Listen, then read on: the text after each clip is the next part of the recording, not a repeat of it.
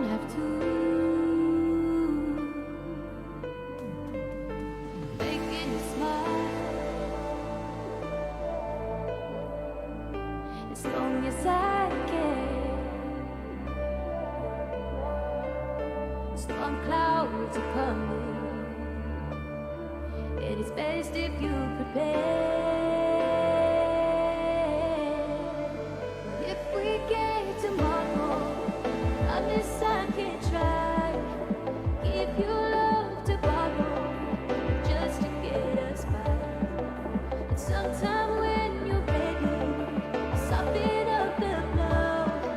Our love was never made to last. Gaming Morning Show. Things put on pancakes and rhyming bear intros. Austin confused about whose sister married the bros. In the UK, dooley-doo tugs on our heartstrings. Gaming Morning Show is one of our favorite things. It's Paul. It's Paul. Ah, who are we kidding? Pumpkin spice and fall. Paul. We all know our favorite thing is the season of Paul. Pumpkin spice latte time! Besides the tasty drinks, the weather is cooler. We get the most time where it's cooled off, but it's not always rainy. Sometimes it's rainy for part of the day, but then it dries up and it's just a nice, cool, cloudy day. I like that. There's football on. Man, did we have a great football weekend. Both of our teams performed to the tippy top of their tippiest top of performance, and boy, football is fun. That's gotta be enough for all of the hosts of Gaming Morning Show, right? Right? Okay, so when Club Penguin changed, they changed everything. They got more mainstream, and I wrote them an email. And I was like, it would be really nice if you guys could go back to the way things were, because the original Penguins, we really miss it. I speak on behalf of all of the OG Penguins, and we all are really upset. Right, you've changed, man. You're the Lorax for Club Penguin. I was. I speak for the Penguins. Well, penguin begins with a P. So, happy Paul, everyone, from all of us at GMS. Broadcasting live from Redner's Rescued Cat Figurine Museum in Menominee Falls, Wisconsin. When Sean Redner told his wife, Hillary, that he wanted to turn their Wisconsin home into a museum of cat figurines, she had a predictable response. We're gonna do what? We'll do that some other time, huh? Okay then. Broadcasting live from the same places they've been since 2020. It's time for Gaming Morning Show. Morning, gamer. Welcome in. It's Gaming Morning Show. We are so glad that you are with us. The Thursday edition of the show on Thursday. That's right, Thursday, February 9th, 2023. I am Hefty Goof. That is Sports.Gaming, left side of your screen. Welcome in. This is your morning radio show that plays games on Facebook Gaming, Twitch, YouTube, and at GamingMorningShow.tv. We are so excited because it's the Chaos edition of the show. We're going to debut a new game coming up in the Final Hour Crew, which was our Name of the Month pick for the month of January. So very excited about that. That's coming up. You can also follow us on Instagram at Gaming Morning Show. If you want a bingo card, I highly recommend it because there's a good chance that all reliables have shown back up in the building because I'm wearing the UK hat. Sean is in red. We're ready to go for a Thursday. Good morning to you, Sean. Top of the morning to you. No, it's good to see you.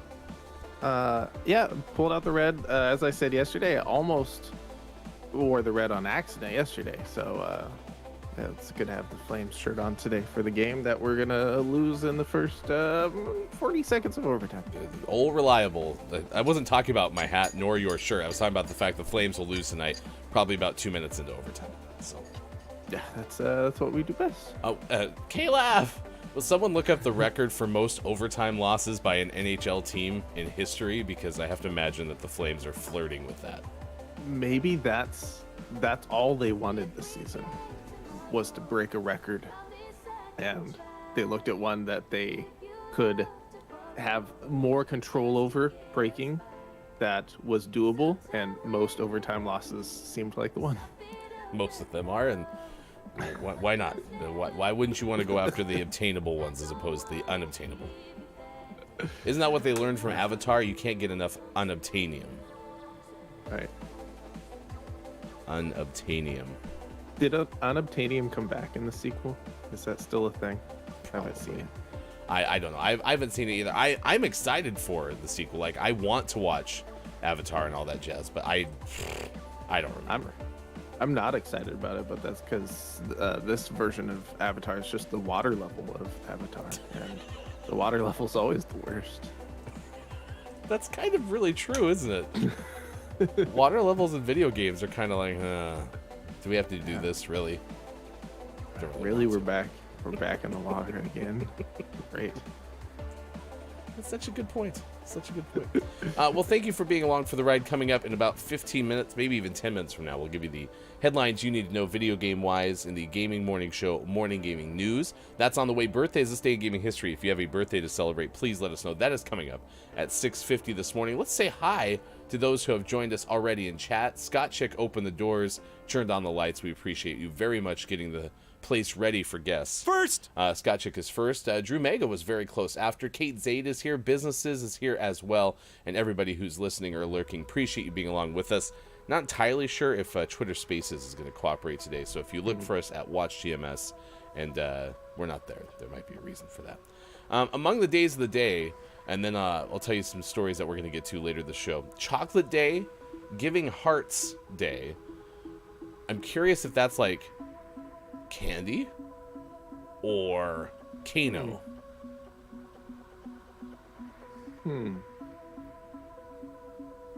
I don't know. Just reach in the chest and give your heart to somebody who needs it. I mean, I will admit in the last 12 months, somebody whose kiddo needed a new heart got a new heart that I know of, like probably a friend of a friend type connection, and it's been a really emotional journey to watch that whole thing happen. So thank you to those who do organ transplant. To be honest, kind of hit me in real time as we're just going through it. But yeah, that's really, really nice. National Bagel and Locks Day, National Cut the Cord Day, National Develop Alternative Vices Day, National Owen Day, National Toothache Day, Pizza Pie Day, and Read in the Bathtub Day. I will admit, I was going to try to find something other than what we're going to have as our topic of the day, but listen, we had to. Can't fight it. No. And like, when you see it, and your mouth starts to water, you're like, no, there's no way I can avoid this.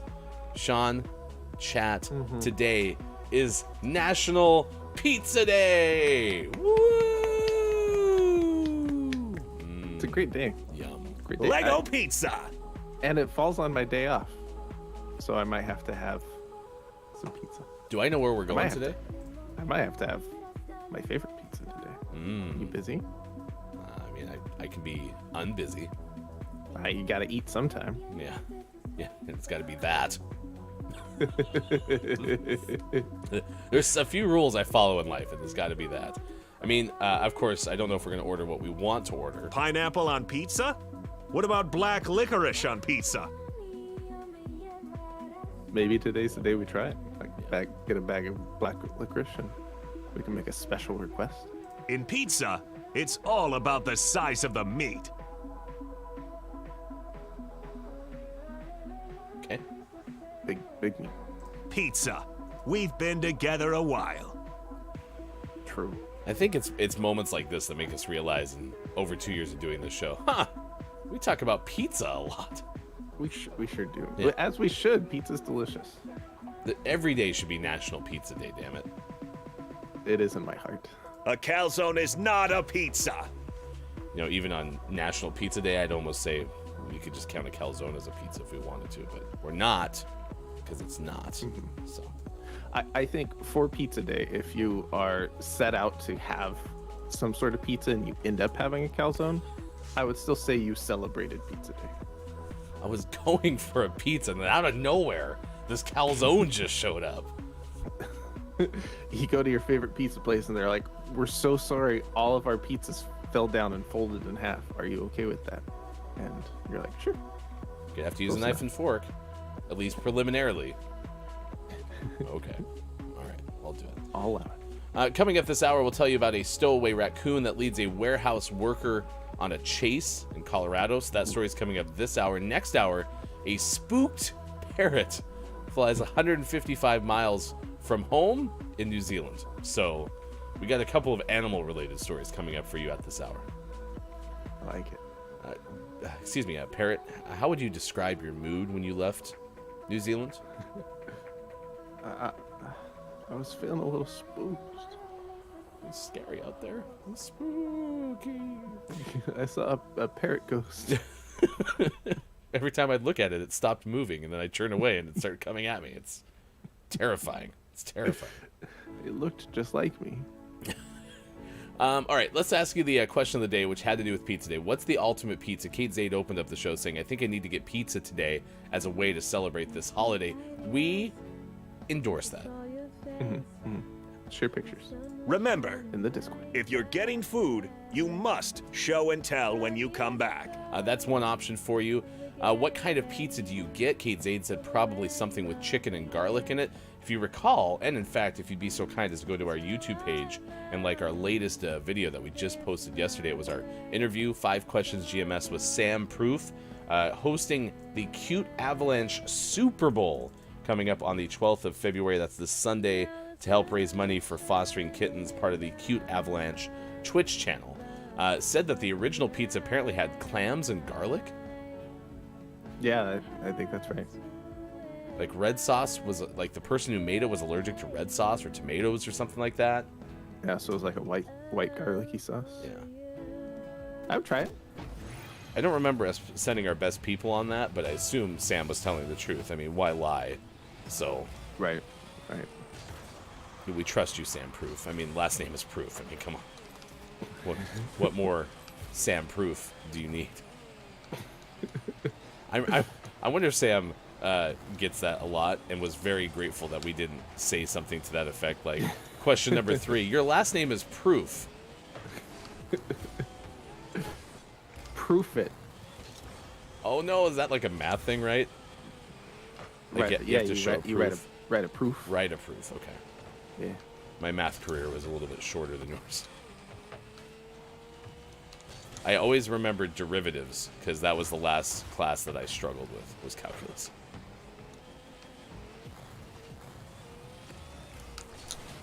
Oh, nice job. Nice job, teammate. Let's see, who else has some pizza opinions? I do like chicken and garlic. Those are pretty okay pizzas. I don't love white pizza sauce, but having like even a tomato sauce with a good semblance of garlic is delicious. Yeah, big fan of garlic. I also don't seek out the white sauce. Anytime I've had it, I like it, but not enough to ever seek it out. If I'm never gonna order a pizza that has white sauce, but if a pizza that has white sauce is in my presence, I will eat it and be like, "That's a delicious pizza." Right? Yeah, It's just not what I want when I think pizza. I'll hold the menu and I'll be like, you know, it probably wouldn't be that bad. I don't want like chicken bacon ranch pizzas. I think are usually made with some semblance of a white sauce because of the ranch, right? And every time I have one, I'm like, that's pretty okay, but I never ever order it myself. Go teammate. Go me. Nice work. All right, who else has other kinds of pizza to share this morning? Good luck with the testing. Oh yeah, today Sis is having to fast for testing, so I'm so freaking hungry. I am so sorry, Sis. What's for breakfast? You're excused from this morning's show because we're going to talk a lot about pizza. What a bad day. What a bad time. Actually, Sean, I was thinking that I don't really feel like pizza. How about we celebrate food. National Water Only Day? It's too early for food. How about brushing our teeth and sitting quietly? Yes, I agree. What a great concept. And definitely way better than, say, having lots of pizza for a holiday. Gross. No, not that. Anything but that. I'm so sorry, Sis, but good luck with your test for sure. I'm sure it will be fine, says Scott Chick. It's precautionary with bubs, as my mom had gestational diabetes when she grew my brother. Don't fancy hanging about the doctor's office for 2 hours, though. Oh, Scott Chick has the testing? Who has the testing today? Now I'm confused. Is everyone getting tests done today? Man, do we have to apologize to the whole entire audience? Oh my gosh. What awful timing. Bring your Switch was Kate's advice. Or a good book if you're a reader. Yeah, I just talked to somebody recently who is giving plasma, like routinely. It's kind of a thing that they do to give back and make some extra side cash. And I didn't realize it was a process where you're there for as long as you are. Also, I didn't realize that your blood leaves your body, goes back in, and then leaves again or something. Yeah, the plasma donation's a lot more complicated than blood donation. But am I understanding what happens? Like, your blood leaves your body, they extract what they need, but then they have to put the blood back in your body? Yeah, that's the rest of that's mine. You can't have it. That's gross. It's so yeah, because gross. plasma is just the liquid portion of blood, and so all the cells and stuff they filter out, and then they give those back. It's like a refund. Plasma donation's the Discover card of medical sequences. Yeah, it's the card that pays you 5% back. Discover card. If you're listening, give us a call. We got an idea for you. Scott Chick says Bacon says his ultimate pizza is the classic pepperoni, which earlier you were referencing your favorite spot. That's kind of the order there, right? That's the order there, and I like lots of pizza varieties and variations. But if you told me today that the only pizza I'm ever allowed to have is a basic pepperoni pizza, I'd be totally fine with it. I probably wouldn't even bat an eye. I'd be like, oh, okay, whatever. Now making decisions is easy. There wouldn't be too much heartbreak in your realm. No, I would be fine because I love basic pepperoni pizza, and there's a lot of times that's all I want. So that would be perfectly fine. Especially when it has the itty bitty little pepperonis that curl up and Yeah, make little pockets. those are great. So good. Grease bowls. Nice save. Drew Mega says ultimate pizza for me is simple: thin crust with a chewy dough that is crusty and not floppy. Lots of mozzarella, some broccolini, or bocconcini. Uh-oh. You forgot to supply me with the Hefty Goof pronunciation guide. Lots of mozzarella, as we mentioned. Nice. Sauce that is sweet, slightly tangy, and thin slices of soppressata. Pretty simple, eh?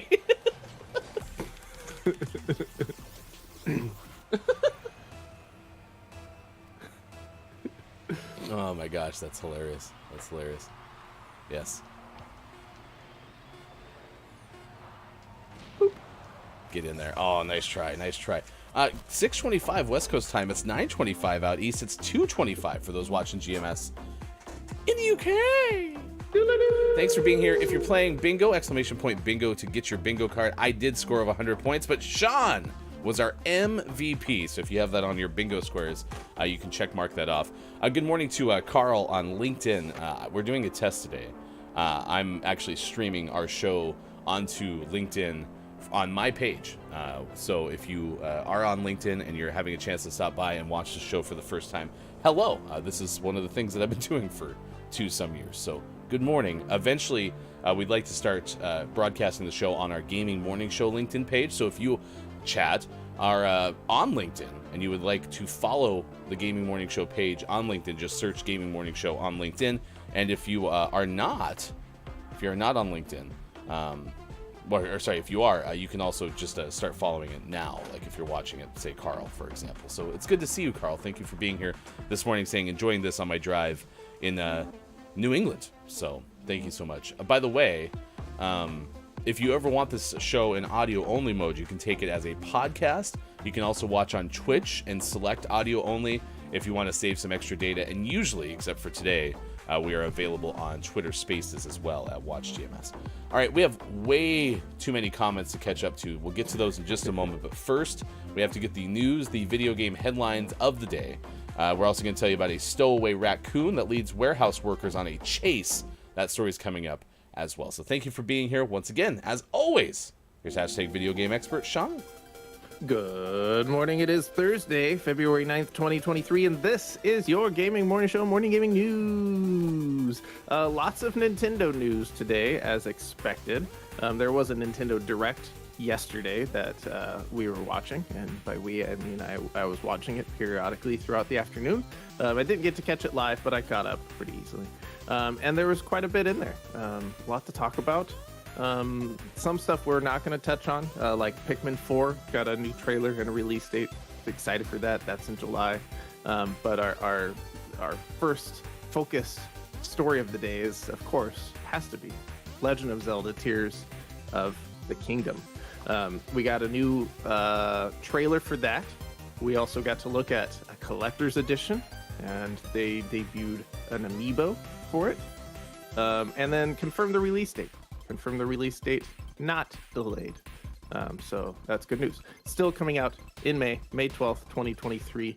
The big news, the big negative news, I guess, for this is that they did confirm that its price is going to be $70 instead of $60, marking the first Nintendo game to hit what's slowly becoming the new standard AAA video game price of $70.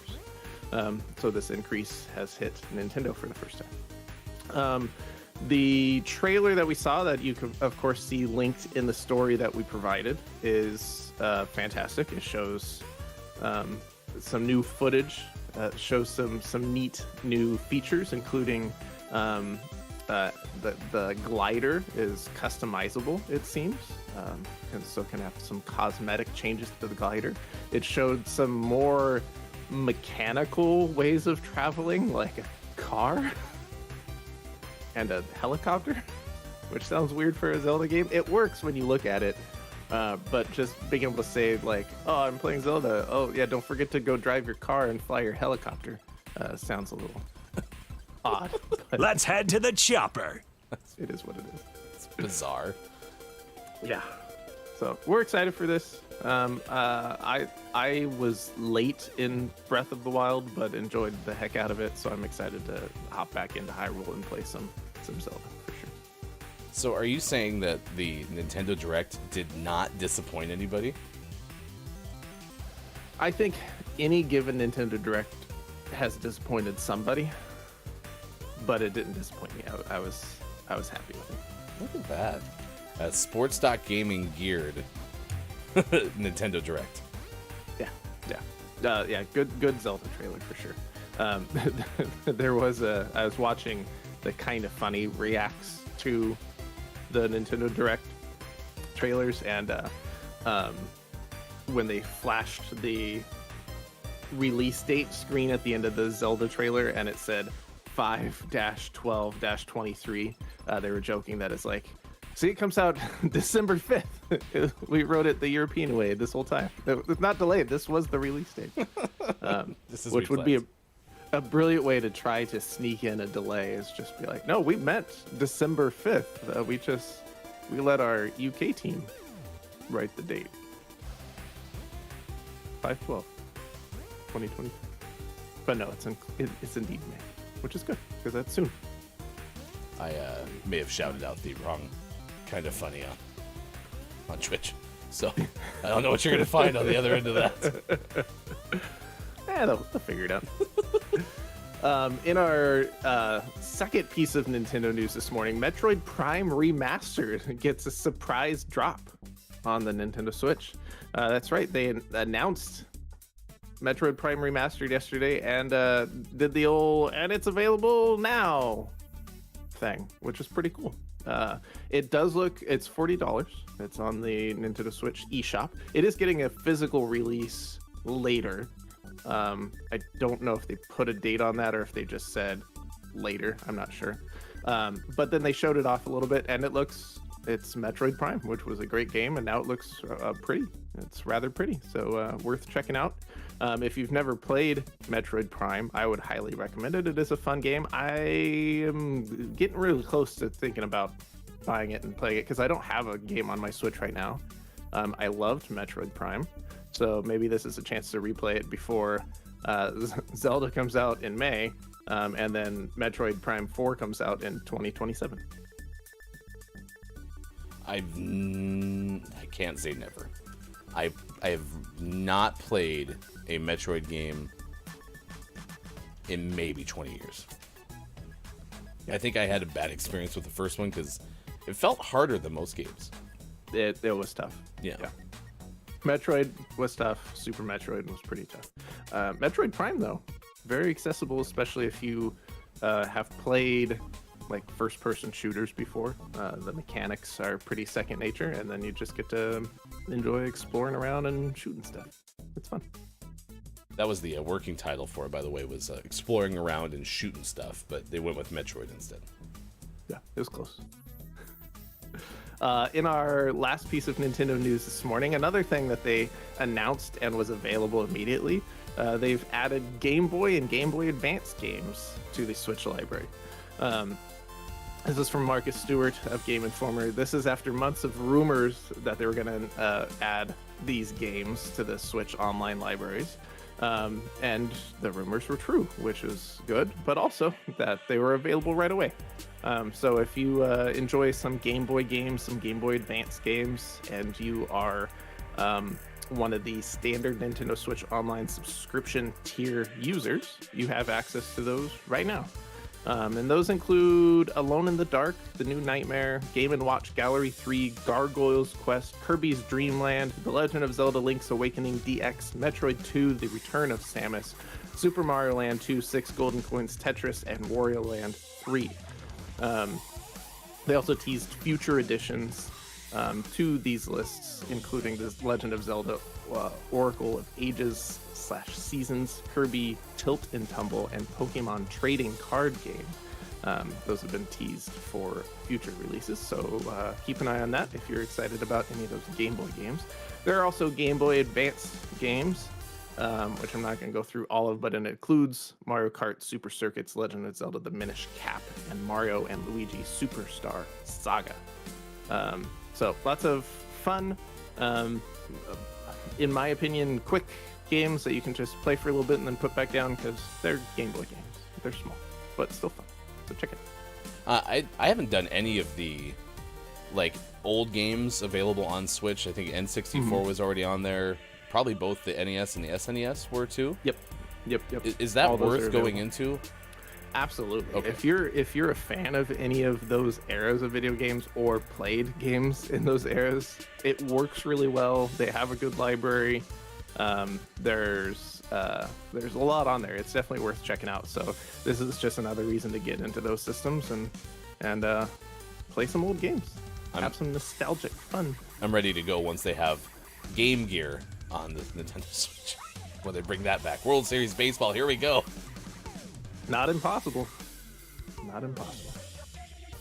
And always last but never least, we finish off today's gaming morning show, Morning Gaming News, with the world-renowned segment within a segment where we take a look at what is out today, like The Cursed Knight out on PC, Demon Dark out on PC, Gog Tay out on PC. I love their song, Somebody That I Used to Know.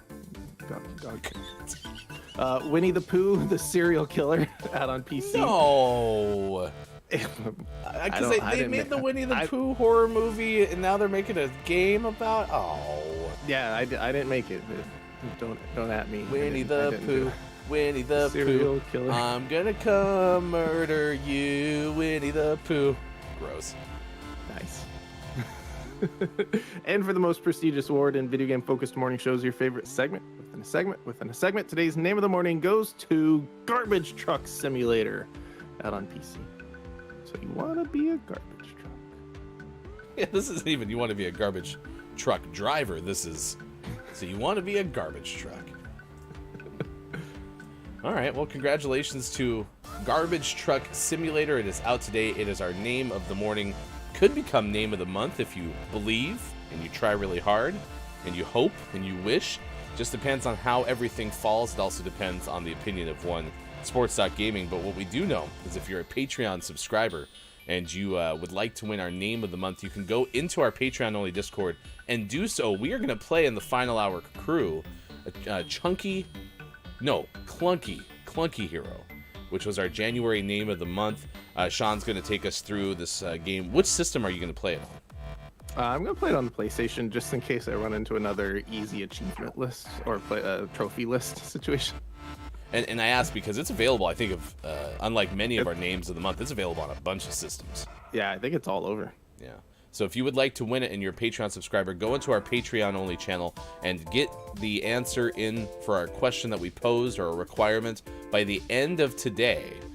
The other thing, too, is if we get at least 5 entries into that from our Patreons, we are going to give away a gift card on tomorrow's Gaming Morning Show to the general audience. So be sure to check that out at our Patreon-only Discord channel, which you can find by going to gamingmorningshow.tv and clicking on where to find GMS. Thank you, Sean, for the Gaming Morning Show Morning Gaming News.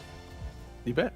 If you missed that, it's usually posted shortly after the show on our Instagram. Give us a follow there at Gaming Morning Show. It is 6:38. Have a whole bunch of things to get to from the chat. You've been having an excellent show so far. I do want to make us whole on one thing yesterday, and that is the poll that we put on our Twitter.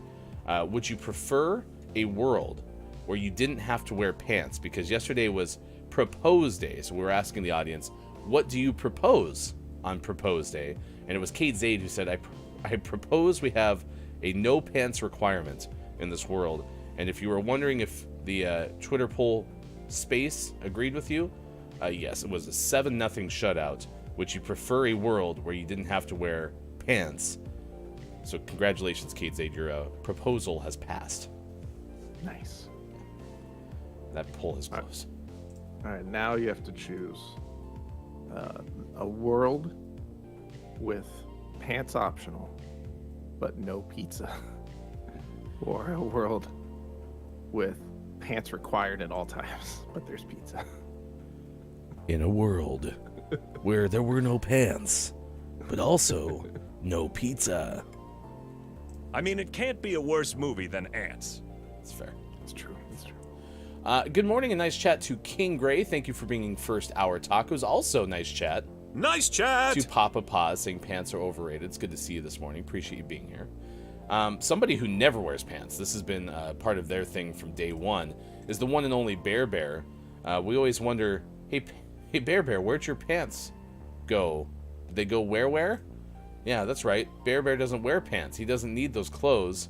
Bear Bear instead just opens up the curtain, and there Bear Bear poses.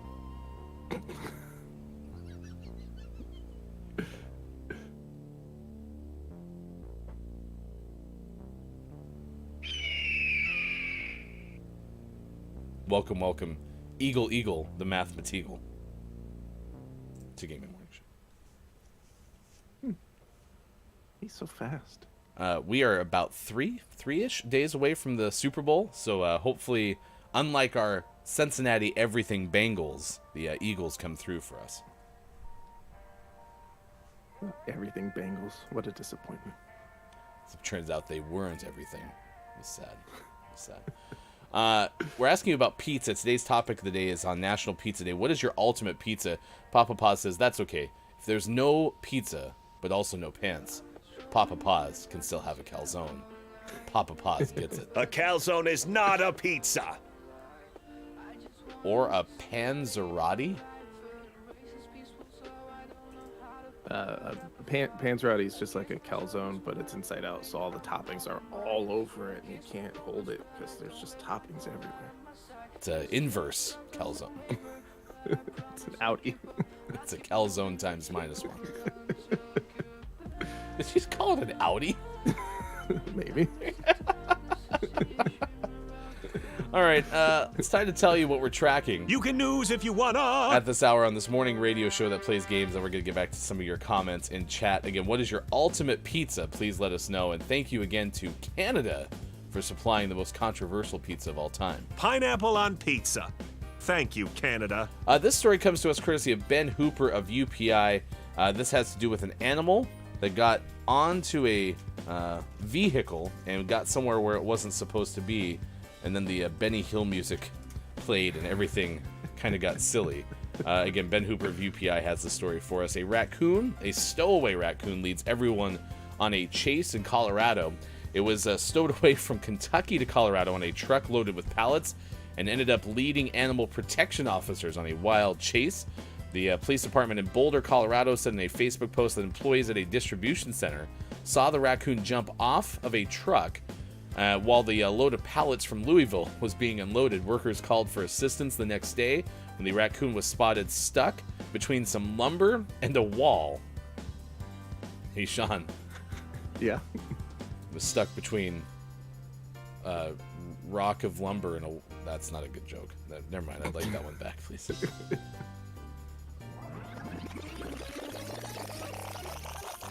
Between some lumber and a wall, animal protection supervisor responded to the scene. The raccoon was freed from its predicament, but was, quote, agitated, and led Whittle, the person who is the animal protection supervisor, and the warehouse workers on a 45-minute chase around the distribution center. Nice. It's an elusive raccoon. Quote, he slid through the catch pole once. I said, I got him. I don't got him, Whittle said in the Facebook post. That's when one employee showed up clutch with the kennel. I grabbed the trash can, and the raccoon darted away from that right into the kennel. Whittle said the transportation was arranged to take the raccoon home to Louisville. They were taking it back to Louisville. He had plenty of hiding spots in trees and dumpsters, and I hope he found his family and friends back in Louisville. Wow. Hey Ryan, I have a question. Yes, what's up? Was the raccoon a big raccoon, or was it a whittle raccoon? A little itty bitty raccoon. Itty bitty raccoon. His name was Whittle. The supervisor. I hope they named that raccoon Whittle Raccoon. Whittle raccoon. Just a pretty Whittle raccoon. That's a great story. I got That's him. A really good. I wanna see it reenacted. Okay. When the Boulder Police Department and Animal Protection Supervisor put on their production of the elusive raccoon, we'll let you know. We'll get you tickets. Perfect. I was gonna say vaudeville, but that's not what it would be. It'd be just like a small stage production. Like an off-Broadway. Yeah. All right. I know I owe a whole bunch of folks some things from chat. We're talking about the ultimate pizza. What is your ultimate pizza? What would you order if, like, we were opening up the phones right now and you could order from your favorite pizza place for National Pizza Day right off the bat? What would you end up ordering? We've asked a couple of questions. Drew Mega had an incredibly simple order, which was great. Scott Chick said, Sis has testing today. I have mine next month. Thank you so much for clarifying that, because we were very confused with who had testing today and who didn't. Good luck with your tests, Sis, and sorry that you've had to fast up until this point. Let's see. But my work, they have croissant collages, and I get one every day I go into the office. What is a croissant collage?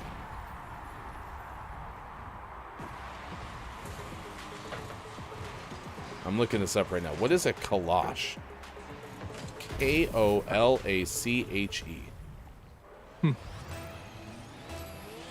A sweet pastry that holds a portion of... Oh, it's like a Danish, but like denser.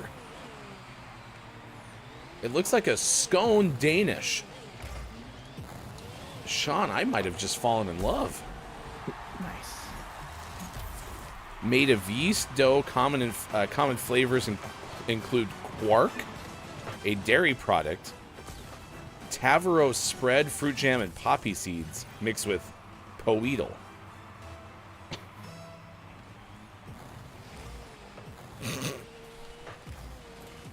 I'm happy no one went after the ball right off the bat. Yeah, could you imagine? I bet they were also reading about collages. Am I saying that right, Kate? Collages? Good morning and nice chat to Digital Doc Games. Nice chat. It is good to see you. Wow. Sean, I want to go find a collage. Okay. Oshkosh Collage. Collage. Yeah, Sis was with me. I didn't realize you could combine croissants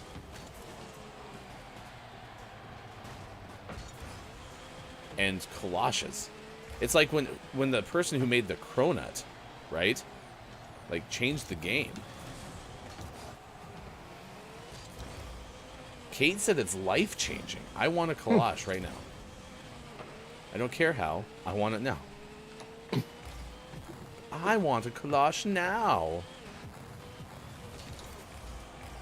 Also depends on the style of pizza, said Drew Mega. If it's a round pie, then thin crust is preferred. Detroit style, though, that dough got to be thick, chewy, and airy. Chicago style cannot be too greasy. I'll admit, I don't have a lot of desire to ever order a Chicago style pizza, but again, like you said earlier, if a Chicago style pizza shows up, I'm not going to say no. Mm-hmm. Mm-hmm. Yeah, I've had some pretty tasty Chicago style pizzas. Coincidentally, most of them were in Chicago, but they were pretty good. I really did like my first dip into the Detroit style pizza world, but I also admit that it was from Pizza Hut, so I don't know how like authentic and great it was. Well, if you're not busy later, we could just go to Detroit, try one. Oh yeah, just swing on over to Michigan. Yeah, sounds completely reasonable.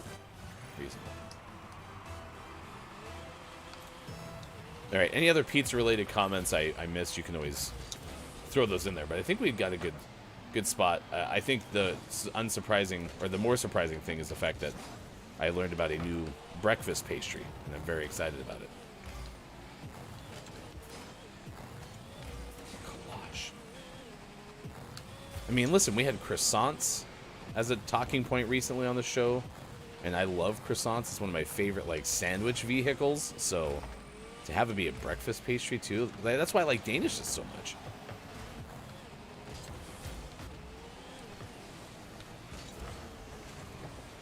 Papa Pa says, since I'm closer to Michigan, I can send you a pizza.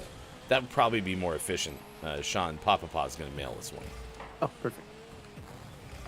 30 minutes or less. I tried to stop them, but they got in my way, Sean. That celebration was just the Super Bowl. If they had other Super Bowl logos... Like, if I could get a Super Bowl 32 logo, I will pay money for that. So, if somebody already knows the answer to that, please let me know, because that will be my goal celebration in the Broncos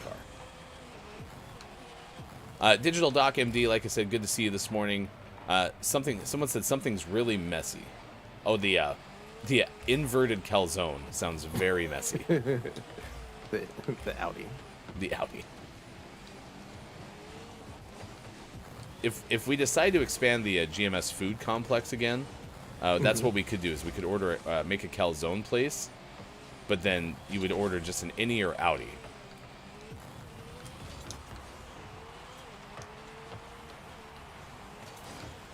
Oh, I knew you'd be there. Oh yes, nice work. Sis says, Mr. Eagle Eagle Mathematical, how many pizzas can I eat today?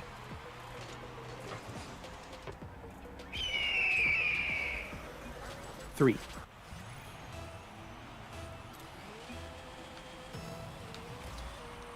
I keep waiting for the answer to be the number of squawks I hear, kind of like the count from Sesame Street. I forgot. Mathematical just tells you exactly what you need to know. Yeah. I speak mathematics. Mathematicalese? Yeah. Well, and I mean, Mathematical very much believes in efficiency. Isn't going to waste words. Right. Why take 4 words to say what you can say with 1?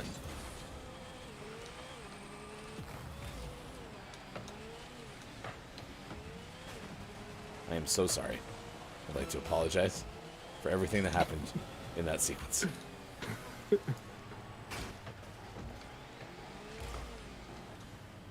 Yeah, I agree. It definitely sounds way messier. Papa Pa says, but most Americans prefer the word calzone. So you're telling me it's the same exact thing. It's not an Audi. Because I would like it to be.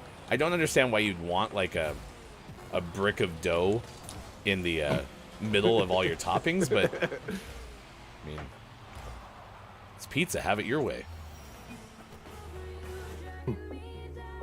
Ooh, that could be our slogan. at the calzone place right next to Hefty Goof's, a place you could eat, we'd be like, whatever we call it, have it your way. I'm sure that's never been used by any food joint ever. Have it your way. Ba-da-ba-ba-ba. I'm loving it. 6:52 West Coast time. It's 9:52 out east. 2:52 for those watching GMS in the afternoon. Ooh, good morning. It's good to see Downs in the chat. Appreciate you stopping by. A warm welcome to official GMS cartographer and diagramographer. I am JF Downs. JF Downs is proposing we name it the Calzone Zone. Okay, I like it. Okay. Motion passes. We don't need to take it to a vote. Yeah, no, big fan. Papa Pause with an exclamation point said, not an Audi. Exclamation point. Are you sure? Could be. Thank you for the reminder in chat. Coming up on Tuesday, it's GMS Tuesday nights. We're going to have the newest season of Apex Legends with GMS plus guests. I'm very excited about it, and here's why. I found out yesterday that Loba is now even more useful. That's right. Nice.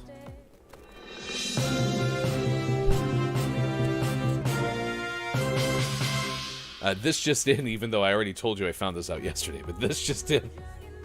Breaking news on Gaming Morning Show. Sean Loba, the greatest Apex Legends legend, is even more useful now. A long time ago, when Loba showed up, people said Loba's not useful. And then they gave Loba basically like infinite sticks, and you could drop a stick and get as much loot as you wanted all the time. It's like unlimited, right? But now they're saying, hey, you know what? You can also get extra supplies from the extra supply bins, the blue ones. Well, that's pretty cool, but you got to be able to do more than that, right? And now you can, because you can recraft banners and get your lost teammates back at any crafter, any replicator in the entire world. Loba is going to be the most used character of all time in Apex Legends now. Mark my words. Nice. So I'm excited for Valentine's Day. I did inform Hefty Wife yesterday that Apex Legends is coming out on Valentine's Day, so we'll celebrate on the 16th. I got work on the 15th, so I'm busy. How'd that go? Oh, totally on board, 1,000%. Perfect. So what's going to happen if they keep making Loba more and more useful is other people are going to start playing with Loba, and then you have to start fighting with people. I did think getting about that. Loba. I did think about that, and I'm going to be very frustrated more often where it's like, no, that's my character. What are you doing? What are you doing? Anyway, yay Loba. If you have a birthday to celebrate, please let us know. It's time for the birthday segment on this morning radio show that plays games this day in gaming history as well. Because if you do know somebody celebrating birthday day, we will like to celebrate with you. It's a roundabout way to get there, but I got there. If you are playing bingo, get ready, because a lot of times the bingo squares are birthdays related. So here we go. Celebrity birthdays wise, Sean, let's start with the 81st birthday today for singer Carole King. Carole King appeared in several episodes of Gilmore Girls as a music shop owner. I bet Carole King in the episodes spoke with witty banter. Probably. Yeah. Listen, I would actually listen to a almost like radio show style version of Gilmore Girls because they were so quick with their dialogue. It's pretty good. Actor Joe Pesci turns 80 today. Joe Pesci appeared in multiple Michael Jackson music videos. Now that is a fun fact. It's a good fun fact, yeah. Big fan. Which videos? Multiple. Thank you. Yeah, I don't know which ones. 80 years old for Joe Pesci. I had Joe under 80, but I realized Joe's been around a long time. Well, up until today, you were right. It's true. It's true. Actress Judith Light turned 74 today. Judith is a Tony and Emmy award winner. How many nominations? Emmys edition. Hit the music. We really have to play it twice. I'll allow just the Emmys because it's easier to look at. If you were wondering, Judith Light was probably 1-for-1 Tony Award nominees or nominations to winning. So, since I have an extensive knowledge of Judith Light, you know, the American actress who made her professional stage debut in 1970 before making her Broadway debut in the 1975 revival of A Doll's House, you might remember, like I do, off the top of my head, that her breakthrough role was in the ABC daytime soap opera One Life to Live. Also was Angela Bauer in the long-running ABC sitcom Who's the Boss from 1984 to 1992. Drew Mega, you were one of life's winners. Nice work. Ding, ding, ding. I'm gonna go with 4 nominations. 2 nominations. 2 nominations. No, 2 nope, I'm broken. 2 wins, 4 nominations for Judith Light. So, in a first. So, oh man, I'm gonna have to do that. So, You have to in consult the regular Eagle, in the regular mathematable. Emmys, a little bit in the regular Emmys, Judith Light has 0 wins for 4 nominations. Regular Emmys. But for the daytime Emmys, she has 2 wins on 2 nominations. So in total, she's 2 for 6. Yeah, but I was right. Has 2 wins and 4 nominations. Kind of, yeah. You are one of life's That's winners. the worst edition We'll of take that it. game ever. Oh man, no more actors or actresses who have received regular and daytime Emmy awards. It's Question. complicated. Is the daytime Emmys like the kids' table of Emmys? A little bit. Like you're at the Emmys, but you're at the, you know. I won an Emmy, but it's a daytime Emmy. Like you get your Emmy award and it's sitting on your mantle and someone's like, "Oh, congratulations. That's a real Emmy."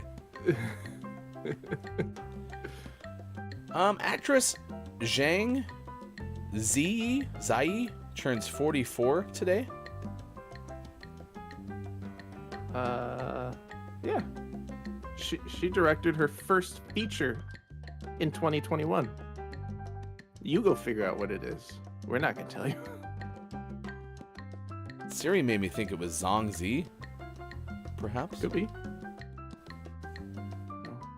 San Zi, something like that. Anyway, today, celebrating a 44th birthday. 44th birthday today. Actor Tom Hiddleston, who I think is Loki, Nice. because You I did it. recently watched 20 minutes of Thor. Nice work. Is Was he 42. in that? Was he in those 20 minutes? Yeah, it was a lot of. It was more like Loki and less like Thor. Nice.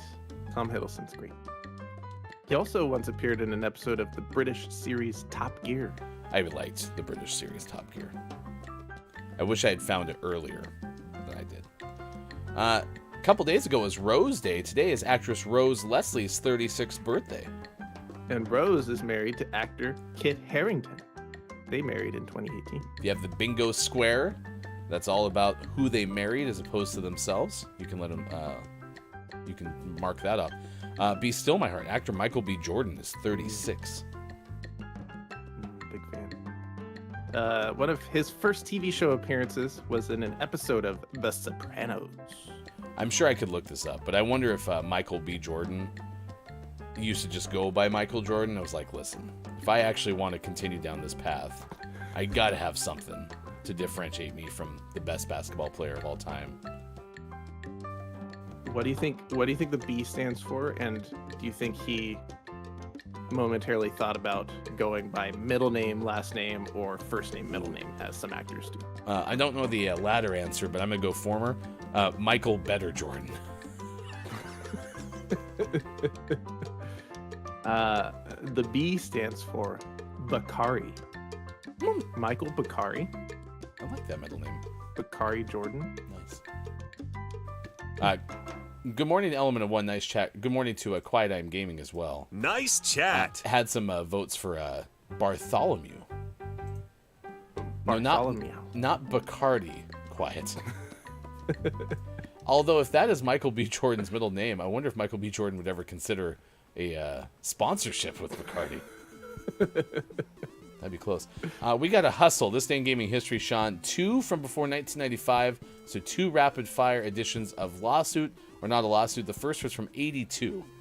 Not a lawsuit. Bob plays the didgeridoo. Your answer's locked in. The Boston suburb of Marlborough, Massachusetts, passes an ordinance barring the use of video games by anyone under the age of 18 during school class hours or late at night, and bans placement of games within 1,500 feet of public schools. Correct. Was not a lawsuit. You are correct. The year was 1983, Sean.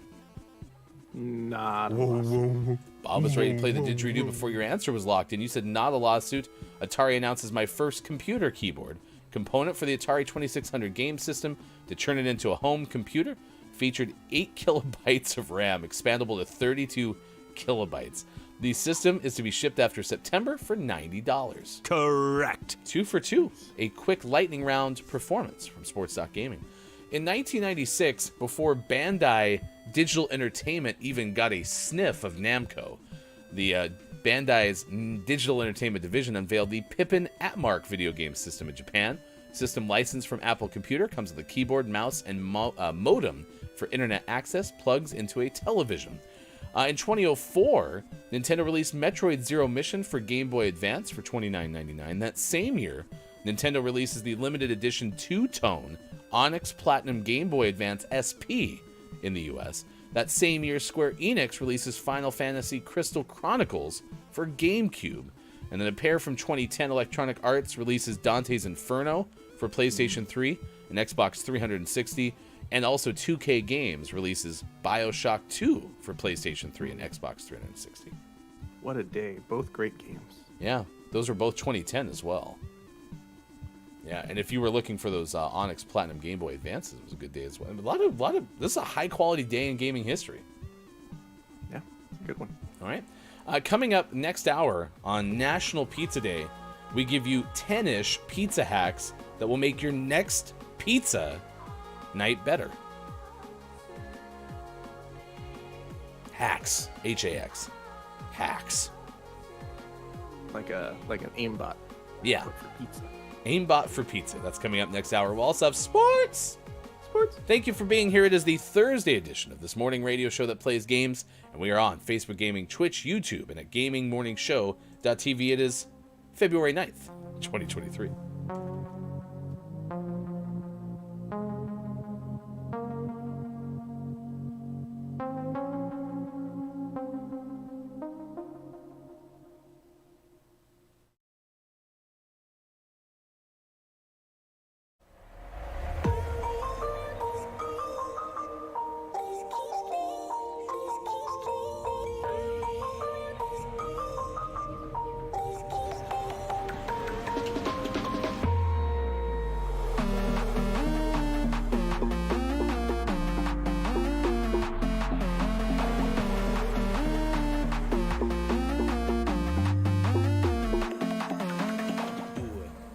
Dexter Adams of The Gamer is going to join us in about 30 minutes from now. We'll talk about 7 Toys to Life games that you never knew existed.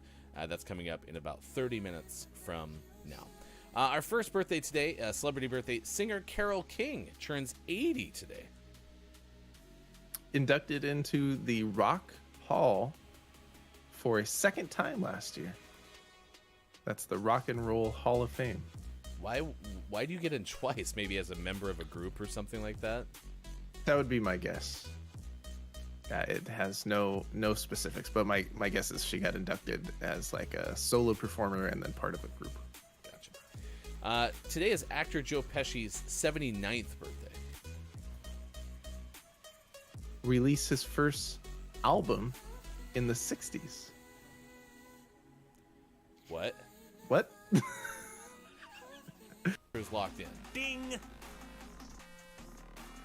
I always hear it as that's correct. Okay. So now, same question, but with this sound. Ding! That's also correct, but he's more excited about it. Okay. Cool. We Maybe. need- We need Bob doing a like chunk chunk sound. Yeah. Yeah. I think Bob's Ding! locking in the answers a little bit too correct answer sounding. So. Yeah. So thus forth, Bob's sound to confirm that Sean is locking in his answer will be.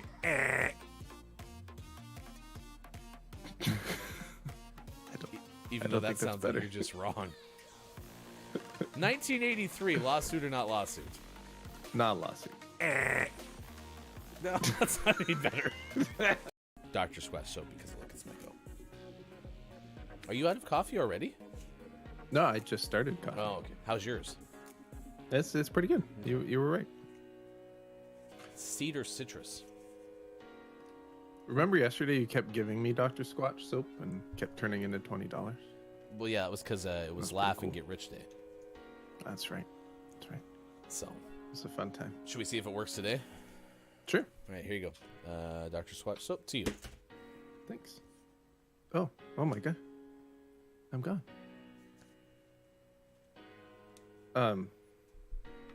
This time it turned into Super's note to get out of work. It's not the same.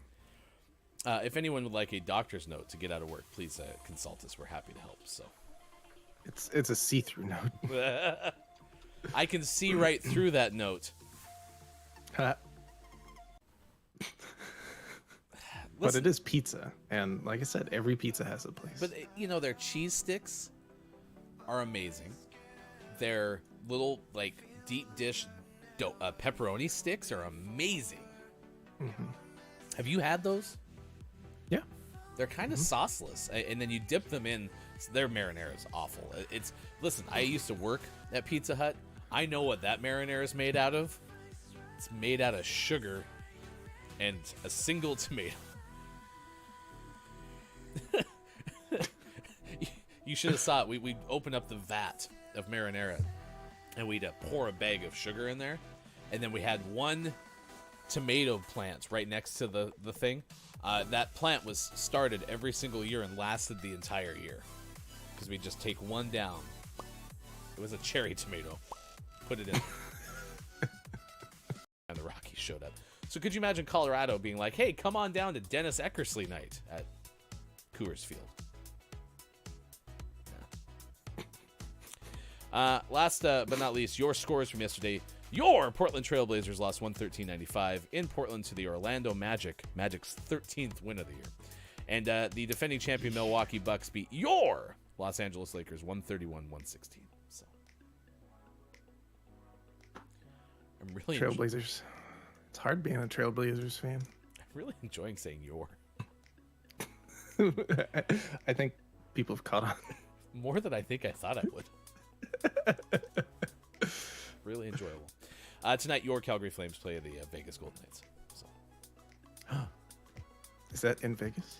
Kind of. It's in Calgary. The Vegas of the North.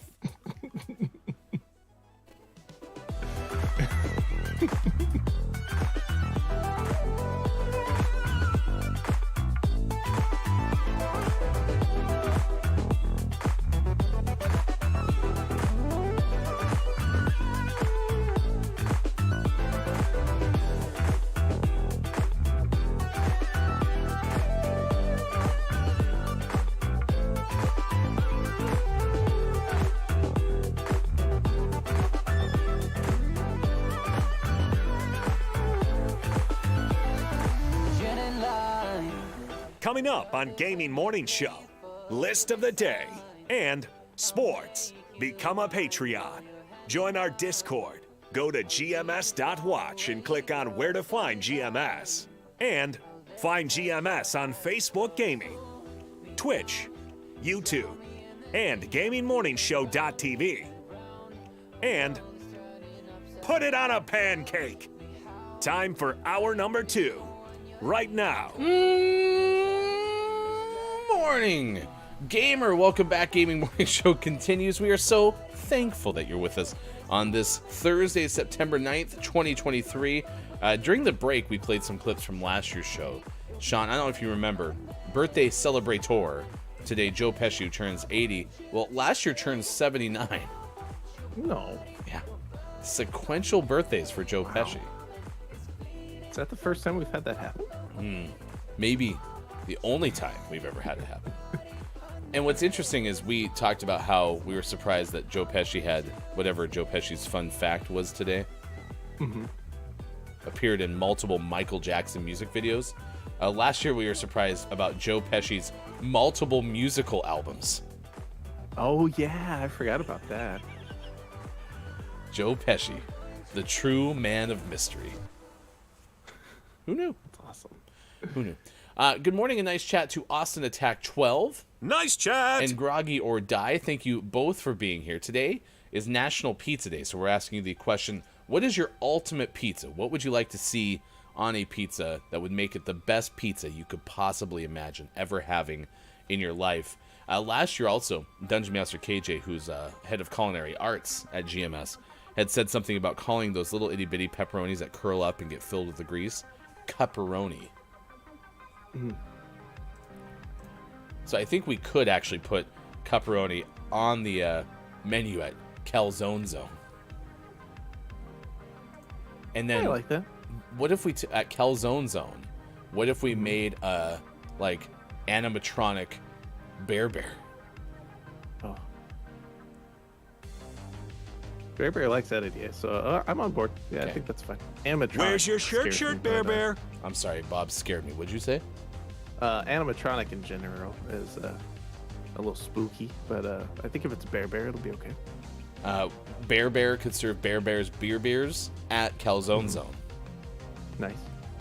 Nice. I'd like our plates that we use to look like they're giant pieces of pepperoni. Is that okay? Kind of like little cup plates. Yeah. Okay. Yeah. Deal. We can do that. And remember, if you're going to order at Calzone Zone, if you want your toppings inside the dough, you call it an innie. If you want the toppings to be all around the outside with like the dough in the middle, call it an outie. I have a brilliant idea, and this is either for Hefty Goose, a place you can eat, or someone can steal this and use it in real life. But at our pizza place, our calzone shop, our plates look like pepperonis or other pizza toppings, and our tables look like pizza.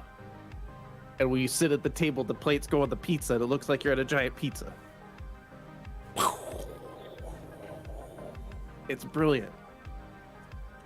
Someone needs to do this. Or point us in the direction of hopefully someone who already has. Yes. We'll have to put it on our map of coffee places just so we can also remember to go there. Okay. Austin Tack says, I do miss pepperoni, so it's nice when I get anybody vegan pepperonis. Vegan pepperoni. Veggeronis. Yeah. Veggeroni. I mean, I've had vegan pepperoni. It's pretty okay. We definitely should serve vegan pepperoni at Calzone Zone. Special appearance by Bear. Will Eagle the Mathemateagle be there? No confirmation. I mean, Eagle has to solve a lot of mathematicals. So, Will his friend be there? LaShawn McCoy, no word. We need to talk to LaShawn because we've, I think, committed Shady to a whole bunch of things ever since Shady McCoy showed up on the Eagle Mathematical's back. So, football's raining down from LaShawn McCoy. This hour, we're going to tell you a story of a spooked parrot who flied 155 miles from home out of New Zealand, I believe. I don't think he flew to New Zealand. I think from New Zealand. So that's coming up. Also, a list of the day 10-ish pizza hacks that will make your next pizza night better. What is your ultimate pizza? Please let us know the order that you would put in if we were giving out pizzas right now. We had a whole bunch of folks chime in early in the show Some said kind of garlic and chicken is ultimate. Someone said ultimate pizza is classic pepperoni. And then someone also added lots of mozzarella, bocconcini, sweet and slightly tangy sauce with nice thin slices of soppressata. Nice. You also can't have floppy crust. Yeah, nice firm crust. Kate Zaid had said also chicken, tomato, basil, mozzarella, garlic, and red onions on thick or thin crust, not picky. We are also talking about giving plasma, because I had learned the other day that the plasma basically is extracting the blood from your body, taking what is needed, and putting the blood back in. Sis said, I remember I gave plasma once, and the blood coming back into my body was cold, and it was really upsetting. That makes sense. Well, I don't want to ever do that now. Ugh, feels bad.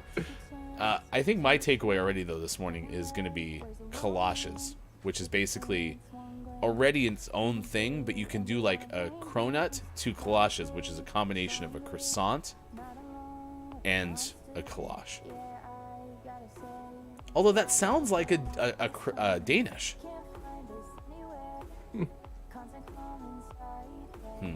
I'm being told in my ear, bocconcini. Bocconcini. Even our captions knows what I'm saying as opposed to me.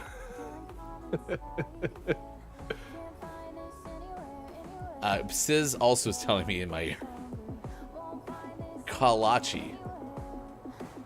All right.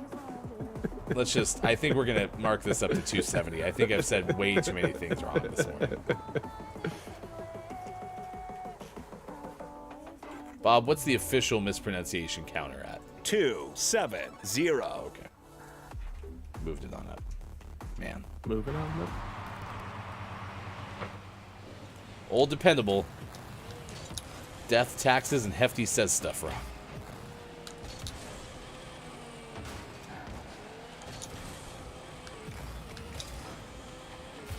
All right, stick around. List of the day coming up. How to make your pizza night better. Do you all do a pizza night? I know of a person I used to work with where I think it was every single same day of the week they were in the next cubicle from me. Would always like to look at me and be like, it's pizza night. Gonna have pizza night, and you can't have pizza without soda.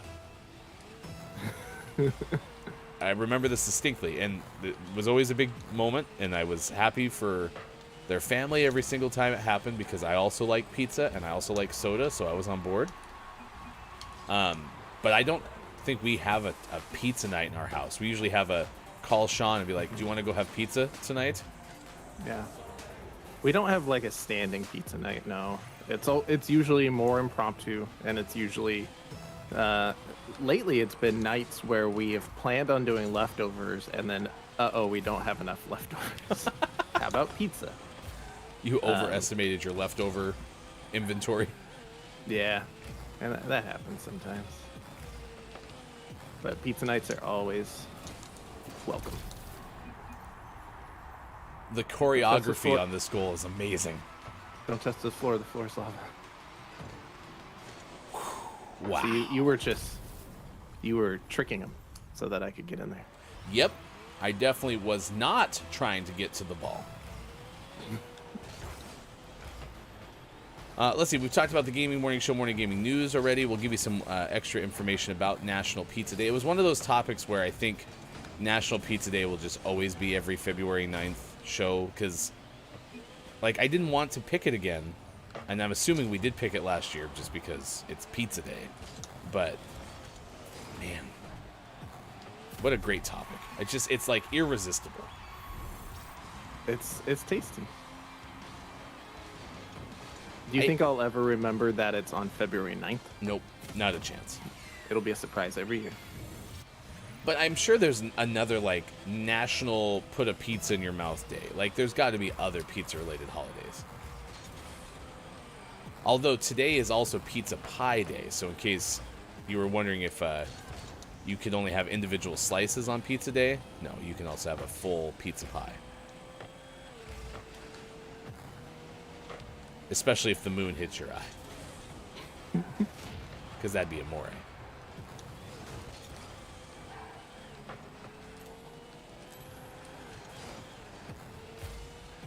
We've talked about how excited I am for Loba being overpowered in Apex Legends, and then how simultaneously sad I'm going to be that everybody else wants Loba at the same time, and I never get to play with my main anymore.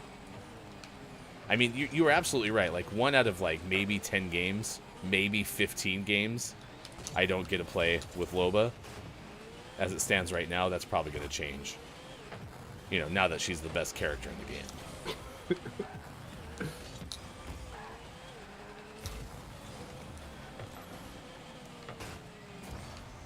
What else we talk about? Nintendo Direct met Sean's expectations. The big Tears of the Kingdom news was the price, right?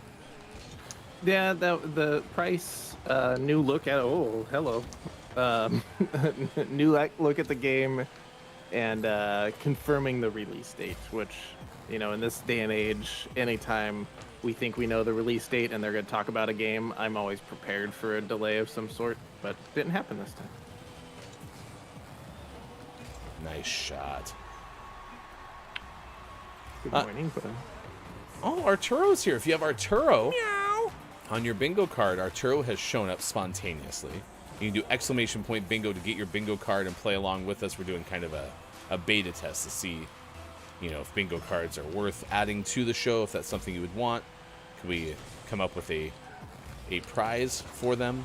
Those kind of things. Also, if you're a Patreon subscriber of this morning radio show that plays games, please go into the Patreon only Discord area of our Discord and put in your answer to the Clunky Hero Name of the Month giveaway. We're going to play that coming up next hour on this morning show. Excited about this. I think it said it had like some RPG elements to it.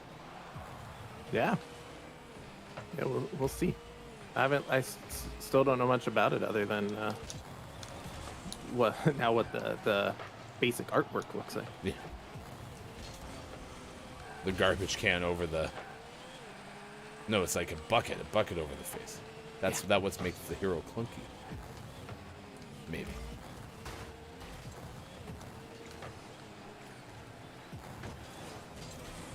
Groggy says banana. Thank you, Groggy.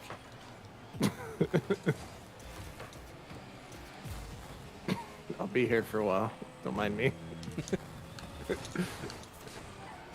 I heard a joke involving a banana.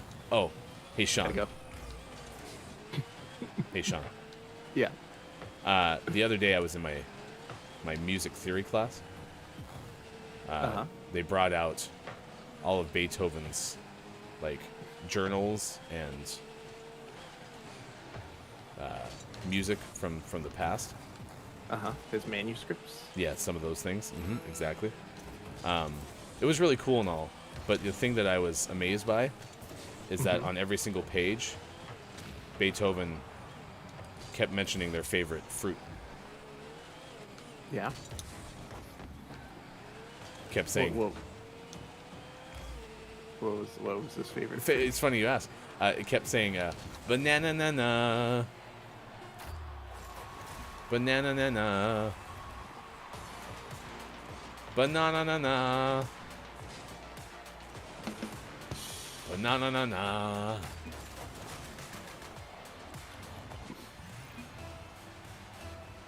I didn't realize there were words to that song. Correct. I don't know if that means Bob agrees with you or not.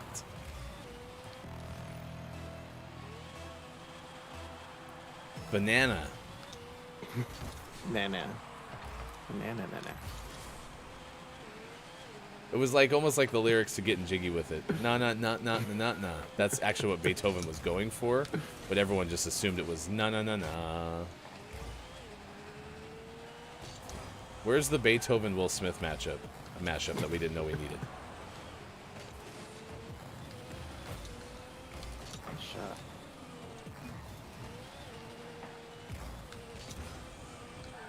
Second hour overtime. Yay. Love it.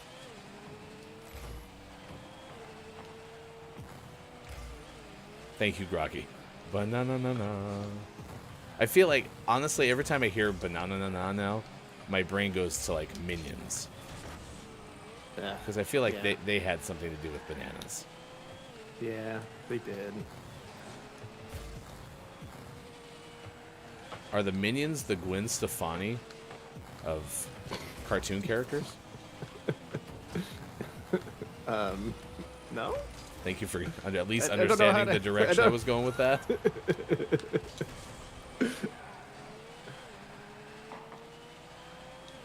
Get in there. Man, this is going to be the longest game in history. Get in there. Oh. If only that person had been on our team.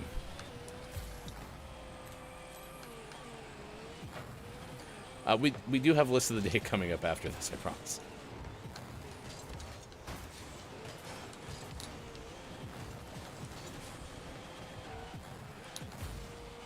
Oh no! Oh no! Oh, I was there!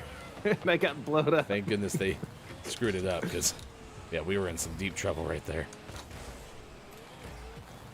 I wish I wouldn't have gently nudged that back into the center. I thought I was hitting it at least up the field, but right here, yeah. All right. Hey, it's okay. You're sometimes losers, and sometimes you're the ball. I think that's a song out there somewhere. It is now.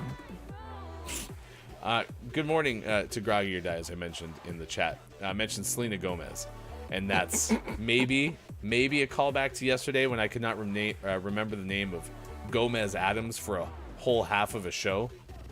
Mm-hmm. Yeah. For those playing bingo, that was 50 points for Hefty. And by my math, that is less than 100 points. Yeah. You can mark that off your bingo card. I was at least in the vicinity of the ball numerous times. Yeah,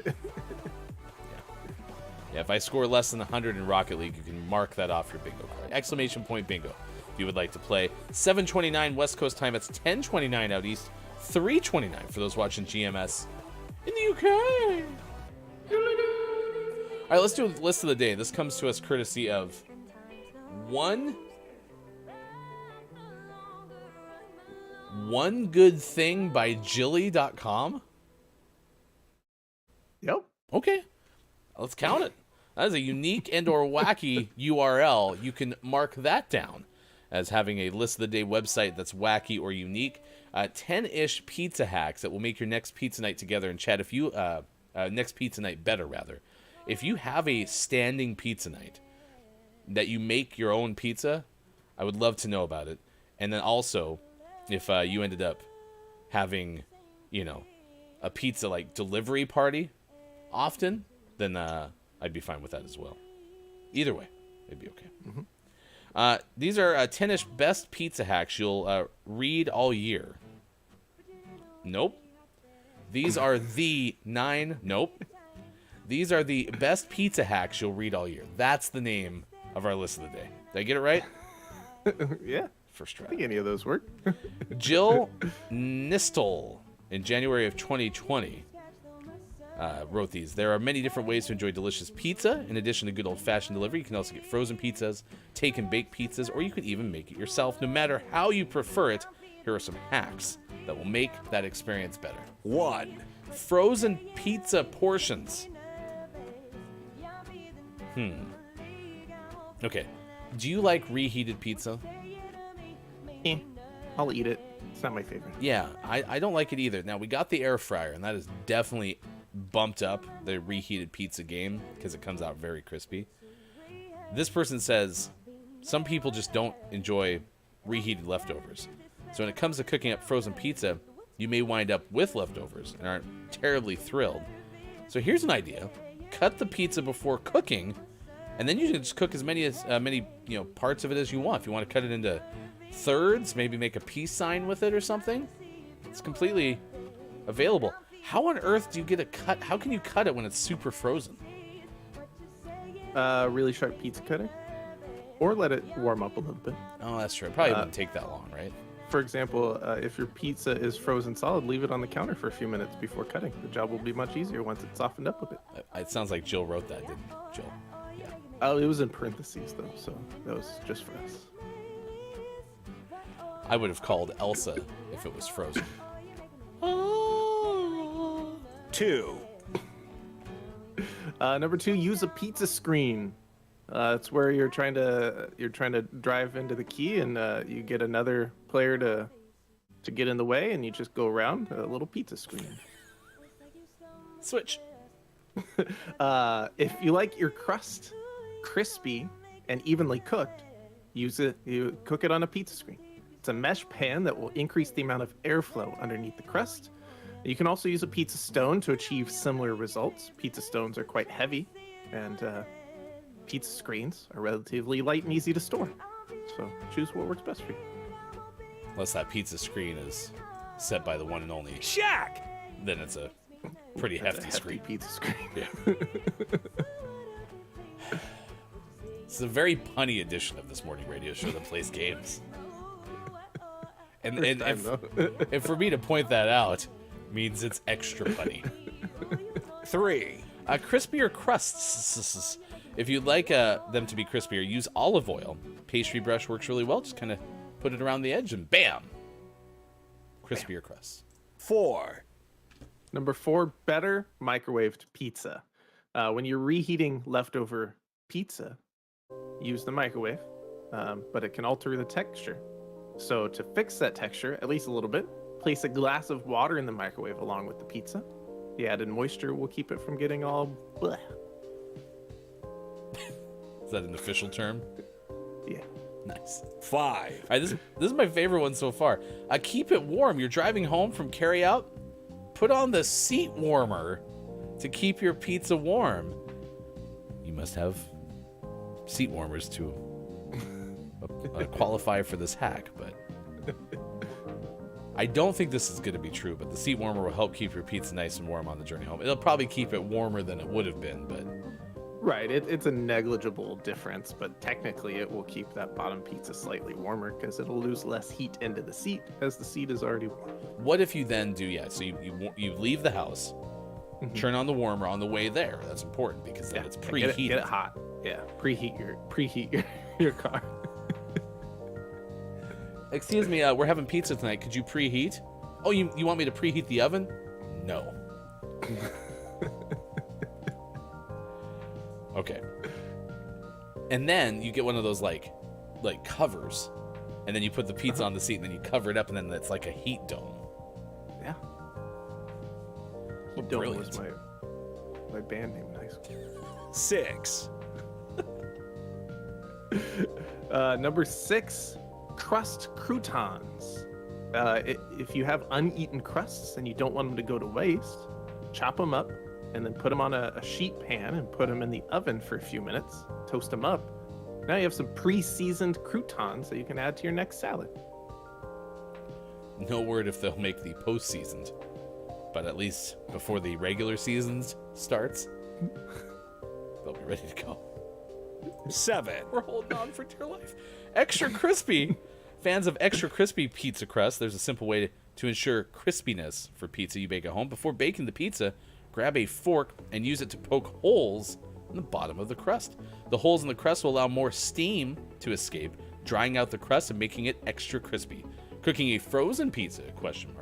Letting it thaw out for a few minutes will make it much easier to poke full of holes, which also then allows you to cut it up into smaller portions if you don't feel like eating the entire pizza. Indeed. Also, this just in, a whole frozen pizza is not a serving size, apparently. Could have fooled me. 8, Number 8, add some greens. Looking to make pizza night a little bit healthier, just slightly more nutritious. Top your finished pizza with a big handful of arugula. It has a peppery flavor. It pairs well with pizza and adds a bit of freshness as well. Arugaluga. 8, No, Bob, we're on 9. 9. Thank you, Bob. Appreciate it. Following along. You're welcome. Diplomatic dining. When you're feeding a group of people, it can be impossible to get everyone to agree on toppings. So instead, just serve up a basic cheese pizza, and you can make top it yourself, variety of different toppings, lay them out. Or better yet, start with frozen cheese pizza. Then you can just pile the toppings on and throw it in the oven. This person is very into frozen pizza. Yeah, frozen pizza has its uses, though. I'm assuming this could possibly be a blog which sometimes focuses on, easy dinners or maybe economic dinners to save money type thing. And frozen pizzas certainly help with that at times. Yeah. Especially the easy part. Keep those in the freezer. You can get a dinner on the ready anytime. Yeah. And to be fair, that's something we do in this household. Whenever we make a Costco run, we bring home the Kirkland brand cheese pizzas. It's just that, if Hefty's in charge of dinner, throw some pepperoni on there. Basically, gourmet chef at that point. Nice. All right. Now, thank you for being with us. This is Gaming Morning Show. Today's topic of the day has to do with making your ultimate pizza. Some fun facts from nationaltoday.com. Though flatbreads with toppings were consumed by ancient Egyptians, Romans, and Greeks, the modern birthplace of the pizza is southwestern Italy's Campania region, home to Naples. Founded around 600 BC as a Greek settlement, Naples, and then at 1700s and early 1800s was a thriving waterfront city. Technically an independent kingdom, it was notorious for its throngs of working poor, or lazzaroni. These Neapolitans required inexpensive food that could be quickly consumed. Pizza, flatbreads with toppings that could be eaten for every meal, fulfilled that need.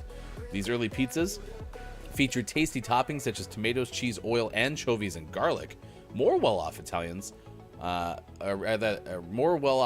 authors judged Naples' innovation, often calling their eating habits disgusting.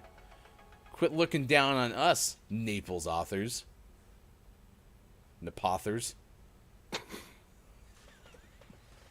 I'm someday gonna meet an author from Naples in my lifetime, and I'll be like, "Oh, you're a Napother." You kick him off the ship and Among Us. Perfect. Is this a very punny show, or is it just me today? I think we both feed off of it. Thank goodness, because I feel like I'm taking it to a new level. You're the best brother-in-law in the world. It's a self-fulfilling prophecy. Panophersy. Jack is here this morning. Good morning to you, Jack. Thank you for stopping by. Nice chat! At work, we have a new pizza vegan cheeseburger pizza, and it's selling not well. I'm gonna read that again. A new pizza vegan cheeseburger pizza. Oh. Yeah. Vegan cheeseburger pizza. It's not a pizza vegan cheeseburger pizza. There's hyphens in sentence structure that offsets it to then be the only thing I should read. Vegan cheeseburger pizza. Mm-hmm. It's a good thing I got a degree. Yeah, I can't say I'd be excited about that pizza. I mean, I'd still eat it, but yeah. It sounds better than no pizza. For sure. All right, or preheat pizza in a skillet on the stove. Interesting, sis. Mm-hmm. Yep, that works pretty well. A little bit of water in a skillet, and then you warm up the pizza on there. After the crust is starting to crisp up a little bit, you can put a lid or a piece of tin foil over the pizza to finish heating up the toppings, and you're good to go. All right. Listen, Works pretty well. If somebody else makes me leftover pizza, I'll definitely eat it. It's harder to make it for myself. So, but that is the case for 90% of the things I consume. So, always prefer someone else making it. You can news if you wanna! All right, here's a story that we're tracking at this hour on this morning radio show that plays games. It is 7:41. Thank you for being along with us. Earlier in the show, we told you about a raccoon that was a stowaway from Kentucky to Colorado. It was rescued by someone with the last name Widow. It was a widow raccoon. A bitty widow raccoon. And they actually reunited it with its Louisville family, maybe. I guess they said they hope they find its family. Right. Wouldn't it be funny if it was like a longtime bachelorette raccoon was like, I don't need anybody. It's like, leave me Maybe he alone. had a big falling out with his family, and that's why he went to Colorado. So he's like, I don't want to be here. He told his family as he was This leaving reminds me of all the pain. leaving the trees, like, I never want to see you again. Running away. This story has to do with a parrot that flew 155 miles from New Zealand. But why, you might ask? Why on earth would this parrot do it? Well, turns out it might have been spooked. I don't know how they determined this, but maybe the story will tell us. This is one from Ben Hooper of UPI. The story reads as follows. A 3-year-old macaw parrot who became spooked and flew away from New Zealand was spotted 9 days later, 155 miles away. The family said they raised the parrot, named Pablo, since he was 4 months old, and they trained him to be a free-flying bird, allowing him to wander around the community in the Bay of Islands and respond to whistles from owners.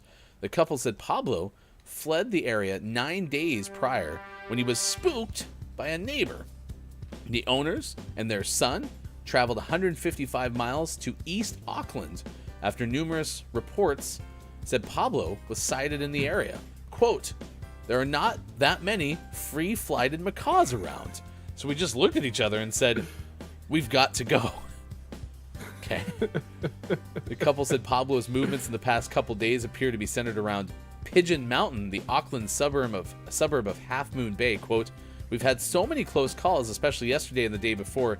He was just at the bottom of the hill here, and he was just so close, and then a car goes by. I'm worried that I cut out way too much of the remaining part of the article. Is this chapter closed, or is Pablo still on the loose, being spooked at every twist and turn? Who knows? Maybe part 2 of Pablo the Parrot tomorrow on GMS. Maybe we'll have to invite Pablo on for 5 questions. Were you in fact spooked, Pablo? Why did I make that sound like I was interrogating Pablo? Oh no! No, I didn't mean to do that! No! Okay, Ryan, you've been horrible today. I'm going to focus on this game. I don't care if it's not the final hour crew. Chat, leave me alone. I'm not going to get 50 points again. I might get 40. I got an assist for that. Perfect. I'm already at 54. That's how easy it is to not score below or at 50.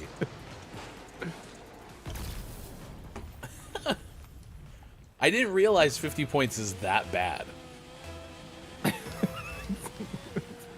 Yeah, 50 points is apparently just taking the whole game off. Yeah. All right, here we go. We're doing better.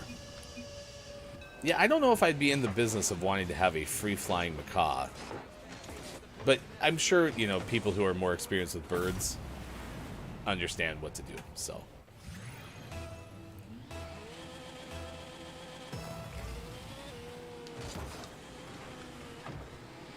There aren't that many free-flying macaws around. Hey, Sean. Yeah. When the owners found that news report of what was going on, it gave them macaws for concern.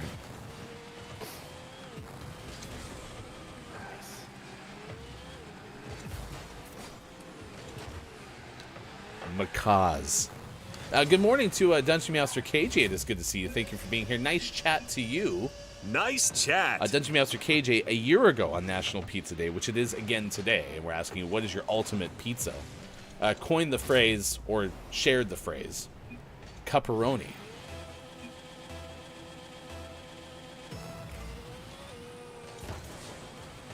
Oh, gosh. Nice job, teammate.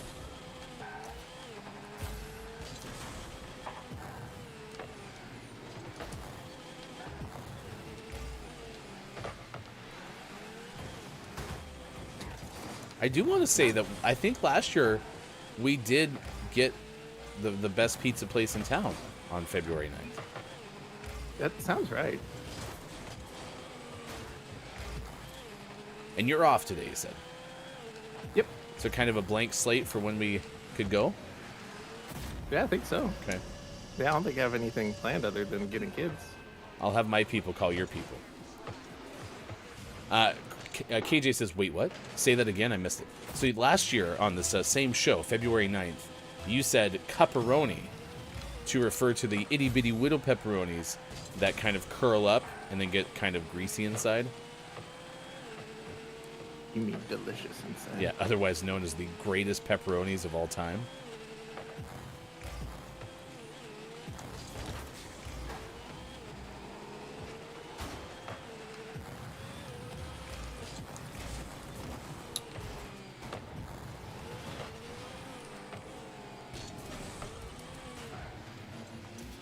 That's why, okay. I was trying to figure out, so I just accidentally flashed the scoreboard when I was trying to fly up in the air, and I was like, why do I even hit the left side of my controller? Like, what value does that provide? And it's me trying to also reverse in the air, which, oh my gosh, I'm so sorry. Which is something that you can't really do. I don't think you can actually get going backwards. Like, I don't have any front thrusters, right? Right. Oh my gosh.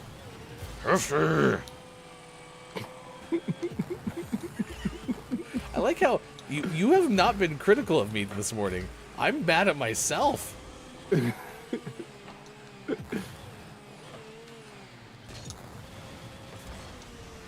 Quiet says at Marco's, I'm assuming that's your favorite pizza place, Quiet. They call those old-fashioned or old world or something like those. Yeah, I think that's what I've seen them listed as one of the places in town. I don't know if it's our place.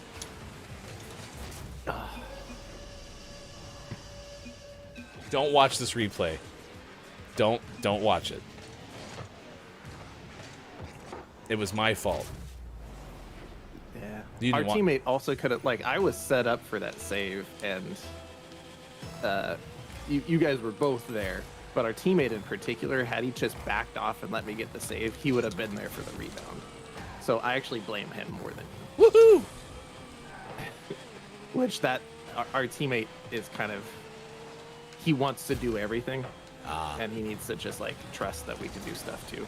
Like, he's done that the whole game. Quiet did watch it. I told you, turn your eyes away. You now have 7 days to live, Quiet. Nice. That was a good pass.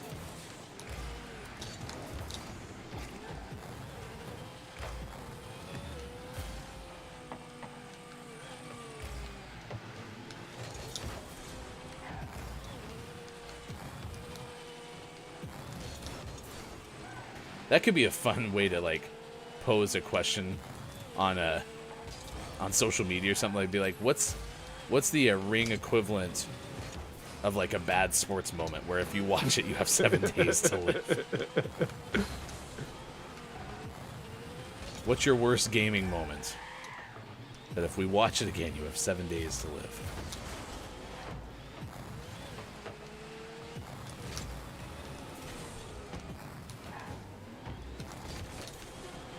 Oh no! There we go. I scored over 100! I'm cracked! Woo! Freeze frame. All right, we did it. We're one of life's winners. How'd that feel? Pretty good. All right. Pretty good. And I was... Yep, MVP, if you have that on your bingo card, exclamation point bingo if you'd like to play along. Sean was MVP. Sean's wearing red. I have a UK hat. Arturo has made an appearance. I scored less than 100. No Guinness World Record. And there was That's a pretty good hour. Yeah, and there was a unique website for the list of the day. Like, we blocked off a lot of different options there, so.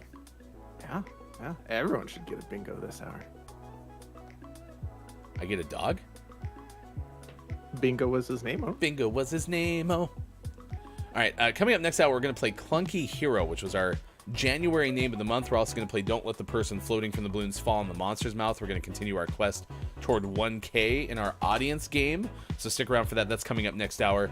Also, really quick, Everyone, please put your heads together. Quiet says, all right, y'all. Got to go get mentally prepared for a third interview I have with a place. Have a great day, everyone. Good luck to you. Good luck to you. Quiet. I hope you are cracked at the interview. You'll do great. Bob, are you going to wish Quiet a good luck? Bob is good with it. Okay. You have Bob's blessing too, so. You're toxic. This game is over. Never mind. I'm not sure what Bob's trying to convey there. Not really. Okay. All right, here we go. It's time for at 7:50. Sports is brought to you by King Gray. Oh, you have a red coffee cup? It's actually orange, Wow. but in there, that's the most accurate to its color that this camera will show. Well, all right. 7:53 West Coast, 10:53 out East. It's 3:53 for those watching GMS in the afternoon. Sports brought to you by King Gray. Find King Gray on the internet. Really quick, yesterday the sports scores you need to know. On February 8th, your Portland Trailblazers did not lose. Beat the Warriors. The Blazers beat the Warriors? Wow. Are we in Did upside the down Warriors world? forfeit? Oh, Steph Curry didn't play. Okay. There you go. They forfeited. There you go. Blazers, actually, surprisingly, Sean, we have a palindrome. Golden State 28 and 27 on the year. The Blazers are 27 and 28. That's unbelievable, to be honest. But the big news out of the NBA yesterday, there were quite a few trades, including one that I woke up to. No, I was awake from 11:30 last night until 1:30 in the morning, and I got this news whilst I was awake. Apparently, Kevin Durant has been traded to the Phoenix Suns. I believe it's still in like report mode where it's not official. But yeah, basically Kevin Durant is going to be a member of the Phoenix Suns. I'm trying to find one of these that I can actually click on and read, but there's a bunch of people going from one side of this trade to the other. That's why it's called a trade. Oh, here we go. Kevin Durant to the Phoenix Suns in exchange for Mikal Bridges, Cam Johnson, and Jay Crowder. 4 first-round picks and a 2028 pick swap. According to multiple reports, TJ Warren will also head to the Suns as part of the trade. Wow. And this was after Kyrie Irving recently was traded to the Mavericks. And this was the second piece of NBA trade news yesterday because the Utah Jazz decided that they really wanted to unload some salary, apparently, because they sent a bunch of players to the Lakers. D'Angelo Russell's coming back to Los Angeles. Malik Beasley and Jared Vanderbilt also coming or going to the Lakers in exchange for Russell Westbrook and a very protected first-round pick that's going to the Jazz. The Timberwolves were also part of that trade. That's where D'Angelo Russell comes from. And then Mike Conley is heading from the Jazz to Minnesota. So, if I'm a Lakers fan, which I pretend to be, this is probably a good deal. Russell Westbrook played well off the bench, but I think you need some new pieces. I did like this, though. D'Angelo Russell was, I think, originally drafted by the Lakers. And so what's been in vogue on social media and sports social media is when someone gets traded from one team to another, they'll like do jersey swaps of players. Someone underneath the comments of the breaking news that this happened was like, I did a quick Photoshop, and they just put a picture of D'Angelo Russell from his first time. Nice. It's very good. And that is your sports. 7:56. Next hour, don't let the person floating from the balloons fall in the monster's mouth. We'll play Clunky Hero. Lots more still to come. Thank you for being with us on a punny Thursday, February 9th, 2023. On Facebook Gaming, Twitch, YouTube, GamingMorningShow.tv.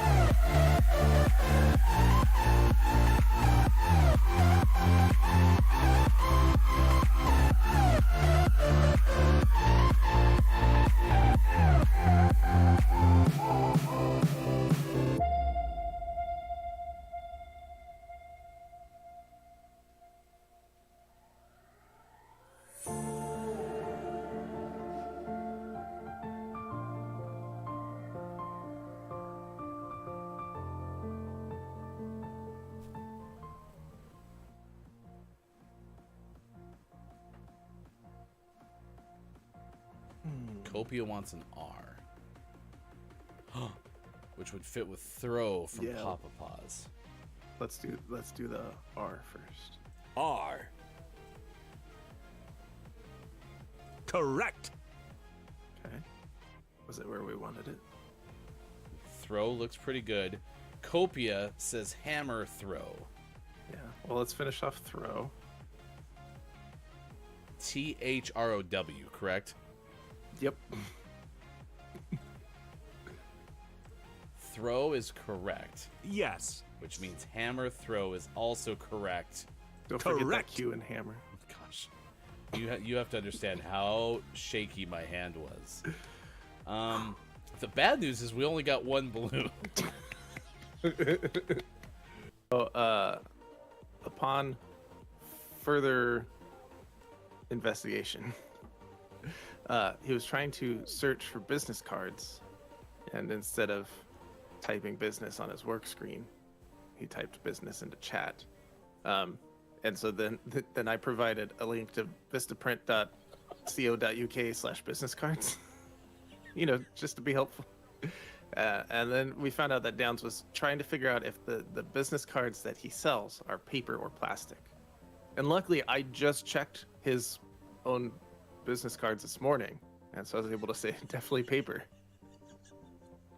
Turns out I was right. Because you were, of course, always looking at Downs' business cards. Of course. Are you Google now? Yeah. No, I'm Jeeves. You can ask me. Do not. Which is longer or shorter than our watch parties list? Shorter. Okay, fair enough. Nothing's as long as that. Keith Anthony is here this morning. It's good to see you. Thank you for being here. Anyone else I missed who's lurking, listening, hanging out with us, wherever you may be. Quiet I Am Gaming, Dungeon Master KJ, Copia, Quiet I Am Gaming, Link, others. Thank you so much for being part of the show. We truly do appreciate it. Interested to know how you do with plants. That is our topic of the day, as it's National Houseplant Appreciation Day. One quick thing from Element before we get to our game. Is Bear Bear making it to the Cocaine Bear premiere? He wouldn't miss it for the world. He'll be standing awkwardly in the window of the projection booth. Just like he does here. He only knows one thing, and that's how to stand in front of windows. So, yeah, if you ever see a bear looking through frame, he actually learned that from Bear Bear. Yep. It's true. You're able to play Worm Game on the stadium before it goes away. Nice. Snake is how the Nokia phones went out. Stadia has Worm. That's how they go out. And also how they started, I guess. So check that out before it goes away. The artwork looks kind of cute. They're little worms, and some of them have worm faces. Some of them have cat or cow faces. As worms do. As worms do. It just depends on what host they live in. They become... You know how like some owners of dogs resemble what their dog looks like? It's the same thing with the worm that is eating away at the insides of... Which, by the way, I don't know if that's how worms work, but... Yeah, these are tapeworms, and whoever they're inside of, that's what they look like. There you go. Science. Gross. Science! Boo. Boo. Man, I wanted to keep playing. I'm telling you, Hefty getting a PlayStation 5 is getting closer by the day. PlayStation 4 is not going to last. It's on its last legs. Beep. Beep. Beep. Beep. Beep. Beep. I don't know if it's going to make it, Doctor. Beep. Beep. Rocket League has crashed like twice in 1 week. Beep. Beep. Beep. We're going to need a PlayStation defibrillator. Beep. Beep. Don't know how that things works. Maybe it's like a electromagnetic pulse. I don't know. Beep. Beep. Oh no. It's not going to make it. Beep.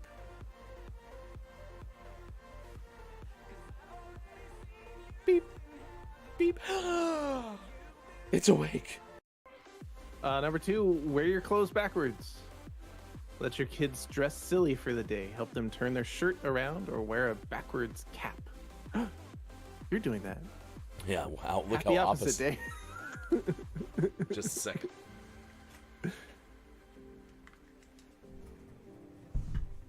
Because it's opposite day. Opposite. There. Happy opposite day, y'all. And you get to see just how gross the front of my hat is. 3. Thank you, Bob. Baths in the morning. Oh, because many people bathe at night. I got you. Makes sense. They bathe at night. I live and die by my schedule, says the author, especially when it comes to bedtime routine. BBB is every night. Bath, books, bed. Beats, Bears, Battlestar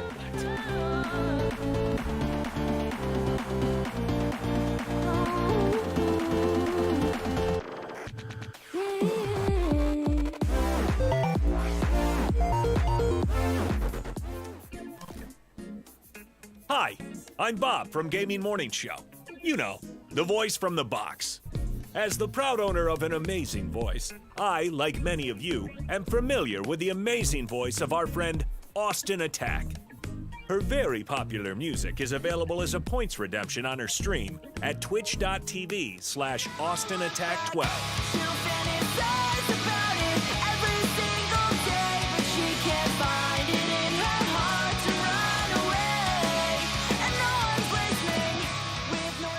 However, it is Austin's sound effects that are the real hidden gem. So today, we are offering you the greatest sound effects ever created by Austin Attack. Previously, these individual sound effects were only available for easy in-home playback by searching hours of VODs. But now, thanks to GMS, you can listen to these one-of-a-kind sound effects with our special edition 16 CD, 35 cassette tape, 1 Laserdisc set. For the first time, you can own Austin saying, "Beach." Beach. Plus, who can forget Austin makes a car What noise? sound do cars make? Vroom, vroom. Or that time that Austin tried to make the noise a dodgeball makes. And then like a ball, like, like. No. I was trying to make like a dodgeball sound. And if you order now, we'll include the best of Grimm sound effects at no additional charge. Oh yeah? Hi, Grimm! Get the best of Austin Attack's special effects collection by sharing random cat pictures in our Discord. Please keep in mind this collection is fictitious, and you'll never actually receive anything, except our love. And isn't that better anyway? Order your collection. Austin Attack. Songs for the beach. Beach.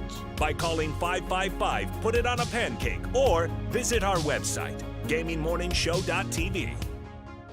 Our fulfillment department is standing by, which means you'll probably never see anything. They're so fired.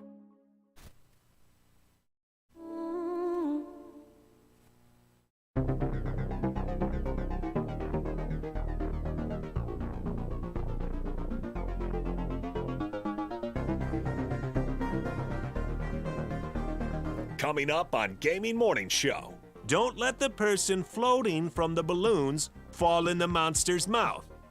And GMS, Morning Gaming Renews. Get ready for your takeaways that were pretty okay. And the clip of the day.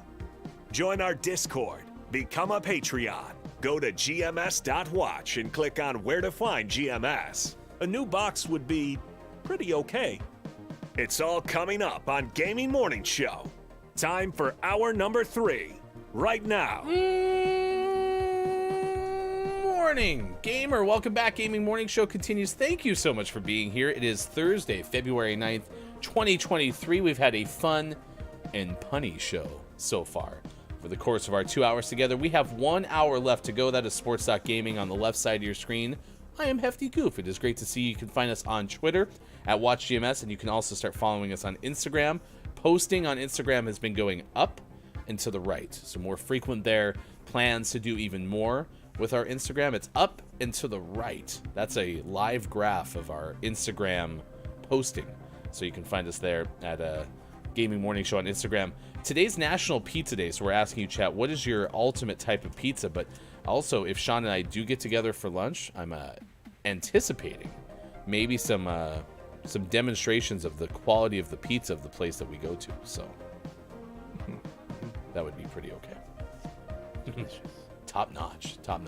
Clunky Hero gameplay coming up in just a moment. This is our name of the month for the month of January. If you are a Patreon subscriber, which big thanks to those who are celebrating subiversaries this week, including Digital Doc Games, Culty Vibes, Incantasia, Grim Toga, Rad Artisan, Dungeon Meowster KJ, and that Jeff MT. You have a chance to win that game, which is on a variety of platforms, by the way.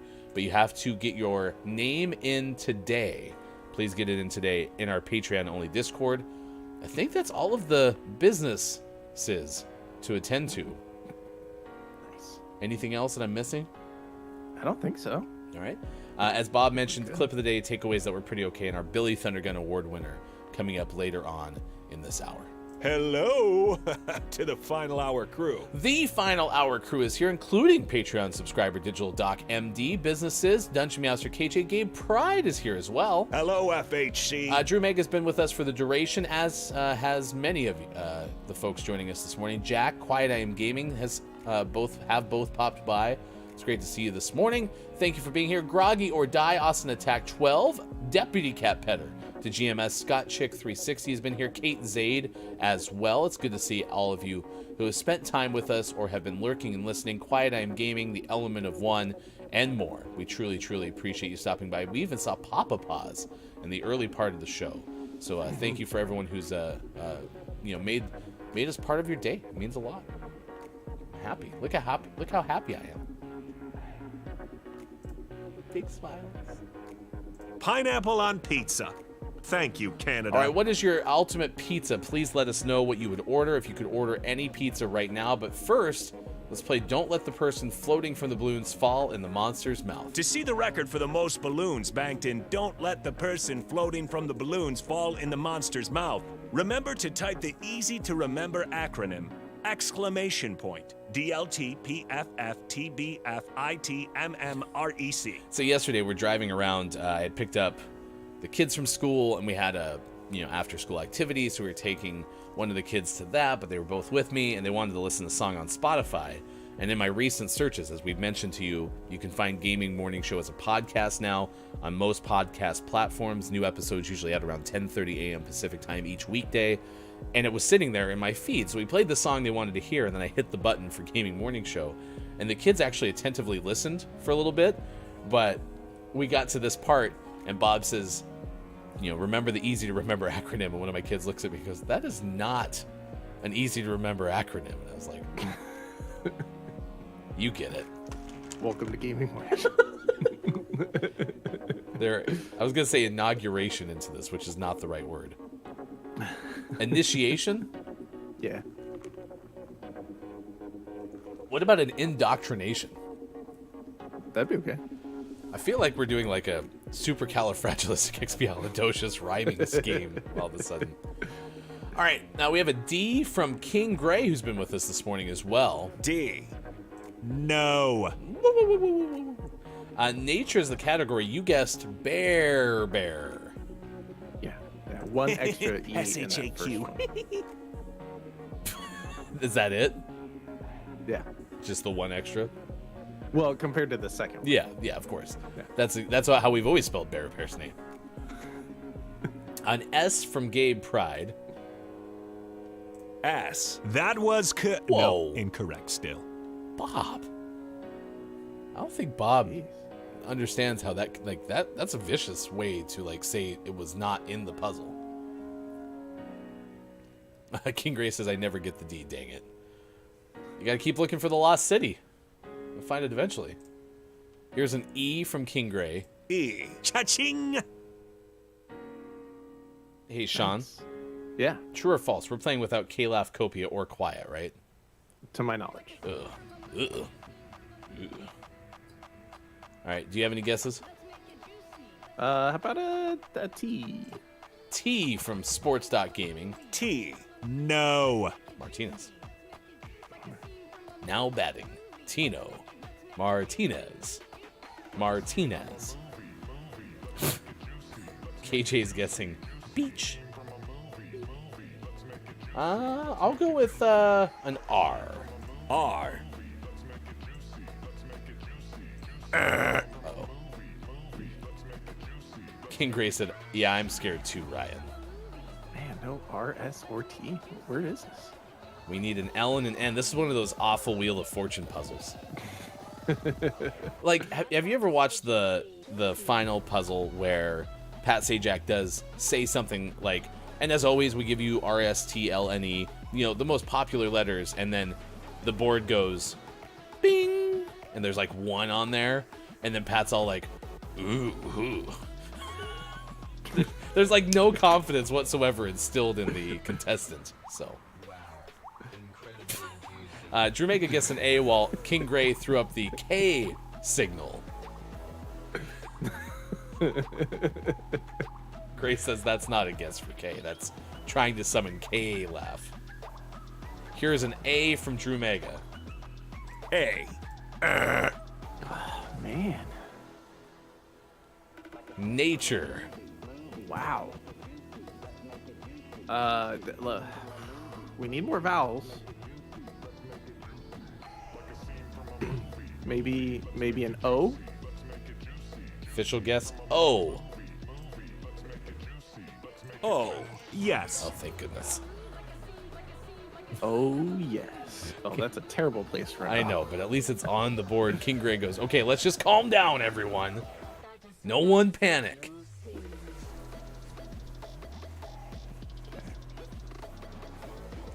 I have a request from someone who's better at Discord than me.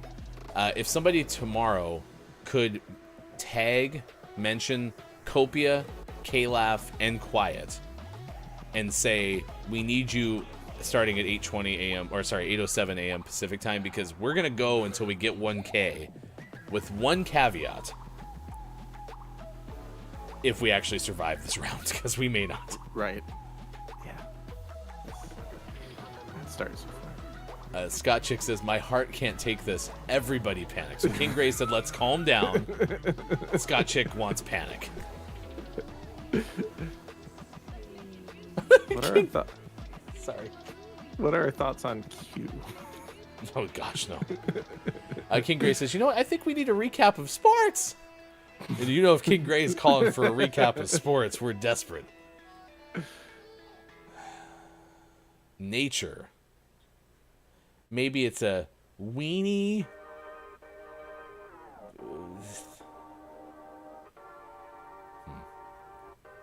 All right, I'm going to go with N. Because sometimes N comes after like EE, right? Yeah. So yeah. I'm going to guess N. It's also LSTN or whatever. N. Yep. N. Yes. Okay, that's on there. Good. Lots of N's? Like, so many N's? It's definitely more than 0 N's. It's one N.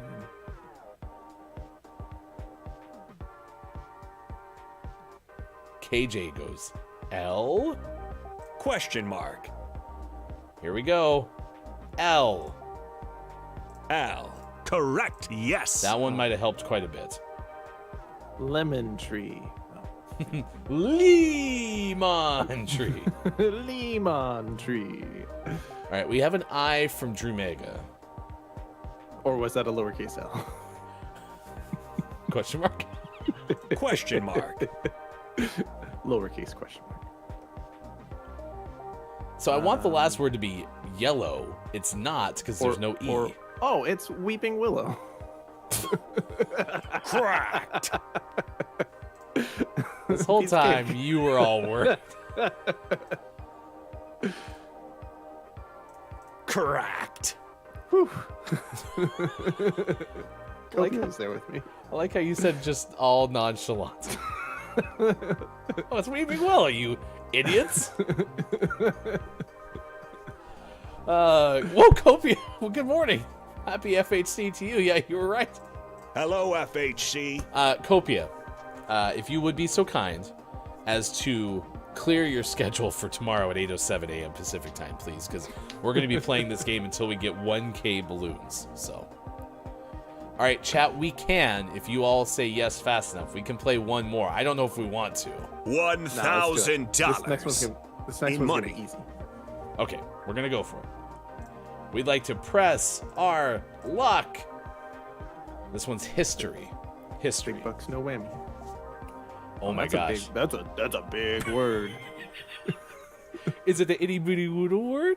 No, that's a big word. The last word has 30,000 letters. Gray, please, please. Remove yourself if you need a break.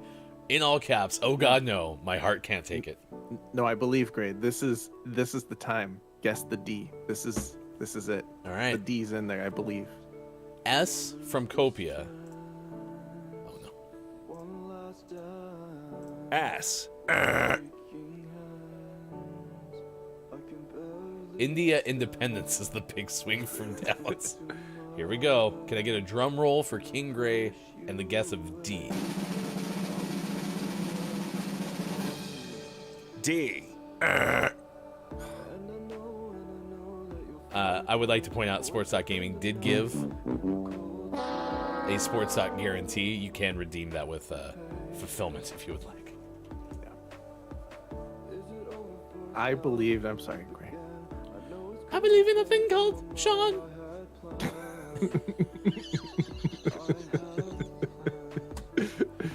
I trusted you, Sean. An R from Copia. R from Copia. R. Are you sure we wanted to press our luck? Whose idea was this? Give me the T. Okay. T. Yes. Thank goodness. We're just Lots gonna of them too, right? so many. You were just you're death by 1,000 cuts or whatever that the analogy is. Funk. Bob's There's frustrated. so many letter blanks. I was assuming we'd get a D. Here's an A from Copia. A. Cha-ching. Cha-ching. Yes. Get wrecked, Scott Chick. That's copious, eh? Did I say? Good morning and happy FHC to you, Chrissy Icky. Hello, FHC. I'm just gonna start misidentifying everybody. Here's an L from Kate Zaid. Sorry, Scott Chick. L. Yes. L, yes. That was in the puzzle. Hell yes. An N from King Gray. N. N. Correct. All right, things are calming down a little bit. All right. That's a big swing. Naval delintening? Hey, Sean. Yeah? In the past, as part of my history, I couldn't help but notice my belly button had a bunch of lint in it. So I cleaned it out during the great naval delintening. It's a good name. Great moments in GMS history. Scott Chicks. I'd like to propose that the end of the second word is Iowan. I think Copia and Downs are there too. Okay. Scott Chick says looks in the mirror. Nope, not Copia. Have you been misidentified by Hefty Goof during Don't Let the Person Floating for the Balloons Fall in the Monster's Mouth? J.G. Catsworth. 877 cash meow. You were absolutely right. There was a lot of I and a lot of O in there. Cha-ching. Cha-ching. Okay. There was a lot of I in there. There was actually only one O. But it was a key O. Dallas goes, I am King Gray. There was a stretch of time on this morning radio show that plays games where I was calling King Gray not King Gray. Everybody possible, I was misidentifying Gray. So I like how we got a whole bunch of stuff there. Is it Mayan something? I'm gonna guess the M. Cha-ching. Mayan civilization. All right. With our powers. Oh wait, someone guess the Z. Guess the Z. Someone guess the Z. We never get to do this.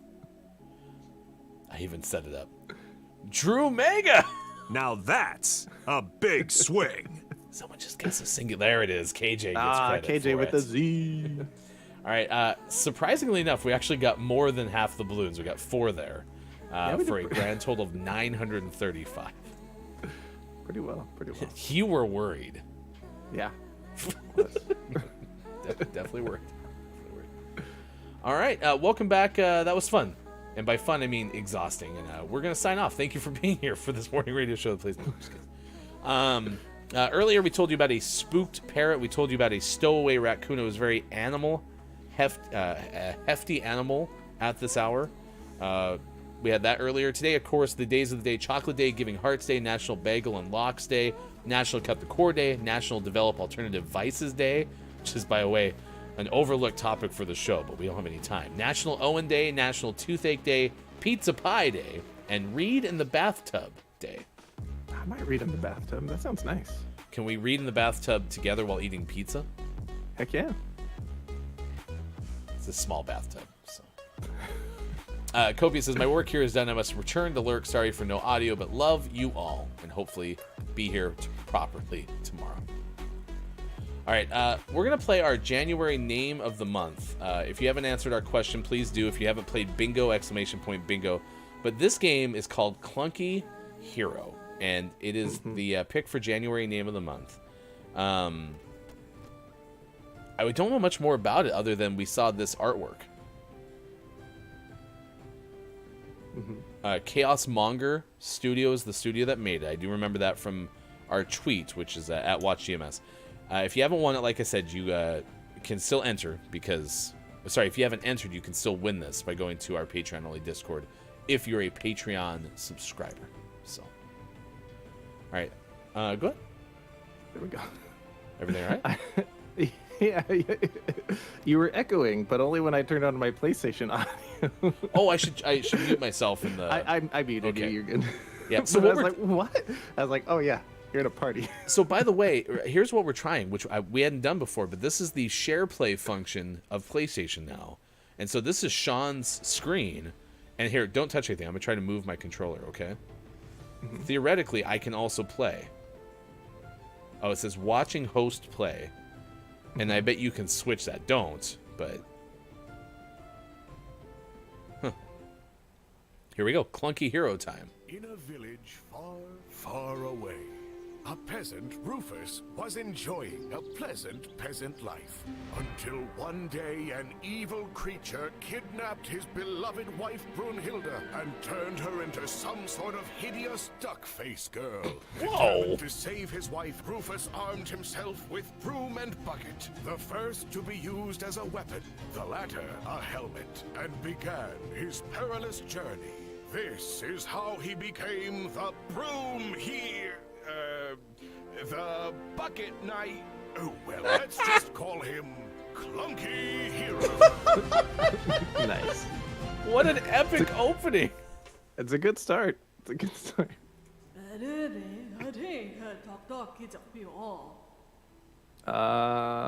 I'm your wife's memory. I'll guide you through the first minutes of this crazy adventure. Left and right to move. X to jump. Options to pause the game and access the menu to change options. Return to main menu, quit the game, and return to fight. Pressing left stick will open inventory. L2 and R2 move between different panels that show you the map, quest, skills bonus. Bear in mind that while in inventory, the game is not paused. Okay. Oh, I skipped something. Storage chests. Okay. I like Scott Chick says that's a big bucket. That's true. Also, is the sound whenever the wife's memory pops up like supposed to be the wife speaking, or is it supposed to be like ghost wife, like whoa? Yes. Oh, we got beer From Bear Bear? Bear's beer Emporium. Maybe. So many coins. Hey, Emma. Greedy mole. Do you have any coins? Want to travel fast? I like how they were like, we're not gonna have any voice actors. We're just No voice acting. gonna have They went sounds. Banjo-Kazooie style voice acting. Guganama. Okay, so the mole is fast travel Okay. Ooh. for coins, though. The greedy mole. Nine. Found a bucket. Oh. If you press up and down, you'll attack. Okay. Wait. Okay. Never Ow, he shoots at me. All right, speed this up a little bit. Ow. Okay, before you... Okay, never mind. Oh, gosh, there's bees. Of course there's bees. Okay, why? Sorry to kill him. this whole thing was set up by, wife was kidnapped by a creature. Were none of these other things outside their home prior to this moment in time? Like the bees and the whatever that head thing was? It's hard to say. Okay, thank you. All right, do you want me to try to move my controller? I just want to see if... let's see if... So I can't, but is there an option for you to, like, make me the player? Let's see, I'll go into our party. Sorry, this was a sidebar, but we've never tried share play before. Change play mode. Visitor plays with you. Okay. Visitor is ready to play. A feature that only the host can was started. Visitor I can play jumped! now. Look, I jumped. Now, can you also jump? No. Okay, so switch it back to you, but that's cool. That's neat that I can play games on your thing. Also, please restart your captions. Not that you have anything else to do, but...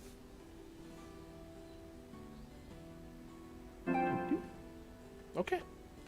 That's neat. I should have left it so you could play while I restart my captions. That's true. That's true. We did this in the wrong order. Digital.games goes, what game is this? So this is our January name of the month. It's called Clunky Hero. And if you would like to win it as a Patreon subscriber, you can.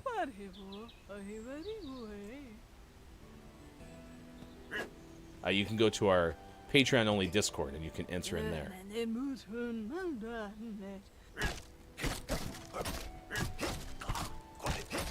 I don't think I can open this yet. Oh, I can. I just have to be persistent. And I just shared our tweet for this. Wait, those bees are drunk. They're holding beer, and they're flying through the air. Yeah. L2 for that. Oh, he's big. He's real big. Is he shooting loogies at you? A little bit. Ow. That person right next to the big gigantic head spitting at you is very unbothered. Yeah, he's totally fine with it. Hi, little boys. Everything okay? Not really. I was playing around. I got lost. Then an awful ballsy knight blocked my way back. So ballsy of him. You're safe now, but you should be more careful. This place is filled with creepy creatures. Creepy creatures? Yes, I noticed. Now I want to go home. Can you tell my father? Come here. You found me so he can pick me up. I can take you there. No, my mom doesn't want me to hang around with strangers. I just saved your life. Come on. Oh. No, I don't trust anybody wearing a bucket on their heads. Never mind. Whatever. I'll leave you here. Please tell my father you found me. He used to hang around the smelly toe inn. I do what I want. Get wrecked. We are a poor family, but I'm sure he can give you something. Apparently, it's not my lucky day, but okay. I better go stay put. Thank you, Clunky Man. See, this game is giving me Shrek vibes, where it's like almost a farce on the genre, right? Yeah, like, yeah. Yeah. Oh, is there fall damage? Doesn't seem like it. Hey, that bee was drinking beer. Beer. It's just my home. Oh, uh-oh. Tell me again. What that tip? Tell me again. Oh, it's a save point. This game is available on Xbox, PlayStation, Switch, and PC, so there's a whole bunch of options for it. I actually, as much as I dislike bees, I don't like the head things more. Yeah, the head things are pretty creepy. Kind of something like maybe at a labyrinth. Yeah. The bees aren't bad because you just hit them once and they die. Hello. There's so much talking in this game. Is this tavern always so depressing? Not really. It used to be well crowded before the awakening of the evil one. And his army of weirdo monsters. Nobody hangs around. I can't do voices. Are you a traveler? No, actually, I live just a few blocks away. Less than a block away. Anyway, you look like a warrior. Would you like to help me find Brunilde? I'm afraid I'm too busy to join your quest, but I can teach you a secret skill. Like counting to 42 with burps? I can burp to 101 with the right beer in my belly. No, silly man. A technique to swing your weapon that can kill in one shot, kind of. Interesting. Can you teach me now? Only if you help me with something. Of course. Tell me more. There's always something. There's a dungeon under the village, a very stinky one. I was fighting there a couple of days ago. and lost my mother's pendant. It was very precious to me. I wear it all the time. Wore it all the time. Why did your voice change? Too busy finishing that pint? I can help you drink. I can help you drink it if you wish. I can't explain, but I can just return to that dungeon at the moment. Sounds like lazy writing, but okay. This game is So very you need self-aware. So you need someone with a bucket on his head to retrieve it for you? Exactly. Where's this dungeon you were talking about? It's below this village, but its entrance is hidden. You need to be a great... I'm sorry. Fair enough. You just stopped there for some reason. I'll learn to dive, find the entrance of this stinky dungeon, get your mom's pendant, and come back here. Have fun, Clunky Hero. Oh boy, there's so many people to talk to. Oh. Chrissy says, show me your beerbies. Beerbies. Ba-dum-bum-ch. Also, though, recommending I add voice acting to my resume immediately. Just a second. Heck I'm yeah. doing that right now. All right, so this is a store. I can buy anything right now. Hello there. Oh, it's Kamur. Hey, I guess I found your son who looks to be roughly the same age as you. Really? Why is he with you? Have you left him alone? Yeah, but the coast is clear now. You can go get him without risk. Are you sure? Maybe. Some of those creatures will probably respawn, but the big one is dead for sure. Thank you. That's great. You're welcome. Where's my reward? Here, take it. It's not much, but it's all I can afford. Oh, a salty pretzel and 100 coins. 100 enough. I'll go now. coins? It's pretty good. Jeez. All right, so inventory. So I can perhaps eat. Yeah. I And can that's eat your some. health bar must be the red one. What's the blue one, do you know? I'm assuming some sort of magic that I don't have any abilities for yet. I really hope that we send a request, as we do with our Name of the Month winners, to come onto the show and talk to us about the game. I'm curious if this person was like, I like making games, I don't like writing. And so it was basically just like, we're just going to do the laziest possible writing we can, get through it, and call it a day. Oh, there's a bee. He was hiding. A masked beer bee. All right, I'm not gonna talk to this lady right now because I wanna explore more action. Yeah. Sean's not a big fan of dialogue games. I am. It's just it's so much to read and watch. Can I go down the well? It's a pretty solid well. I like how you go behind it. That's kind of interesting. Oh. I couldn't tell if that was friend or foe. Yeah. Kill the hipster.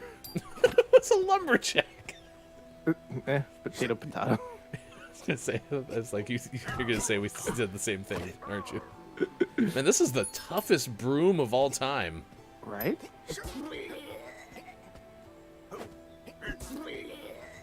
I don't like the death sounds. You can't trust anybody. You have to jump over everyone. Just in case. Go to the Alright, wasteland. Oh no. All right, we'll go to. I was gonna go climb that. Wait. thing. Go, sorry, go back one more time, really quick. Oh, Wait, sorry, back. sorry, we can't go to. Stop, right there. Look to your right. What about that shady spot over there? Never go there. Sorry. It's like elephant graveyard. Maybe this person can enlighten you in some information. Now we're gonna climb first. Ba-doop. Fell.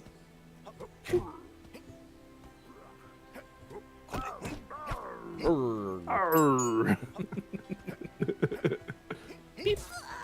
There's some interesting, like, why are... Oh! No fall damage. No fall damage. Got my coins though.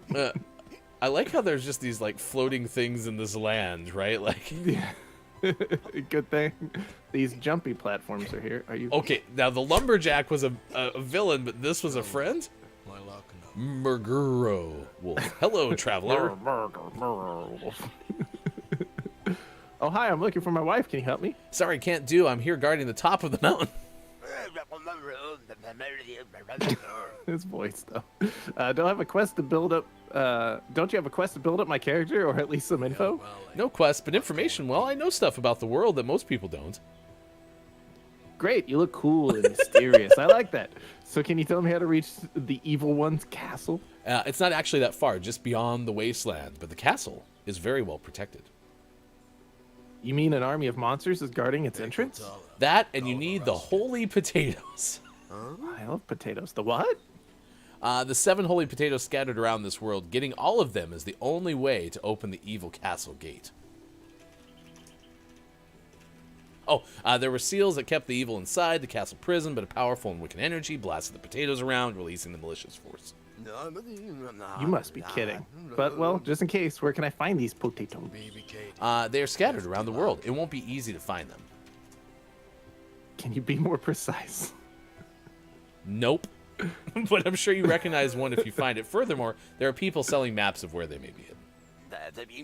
Oh, okay. I'll look around. Kill monsters, search for potatoes, save my wife. Sounds like a lot of fun. Indeed. Good luck. Good luck. Good luck, clunky hero. Goodbye. By the way, we shouted out Jordy Jasper, who's a big fan of potatoes. So, and we also shouted out potatoes, but that was not necessarily our intention. What did that say? No map available for this area. All right, you have not gone in Go here. here. It's our last stop probably in this morning, and then you have to go back to the lamp. I Oh, like yeah. the loading Good call. pose, by the way, like slight dab. Dab adjacent.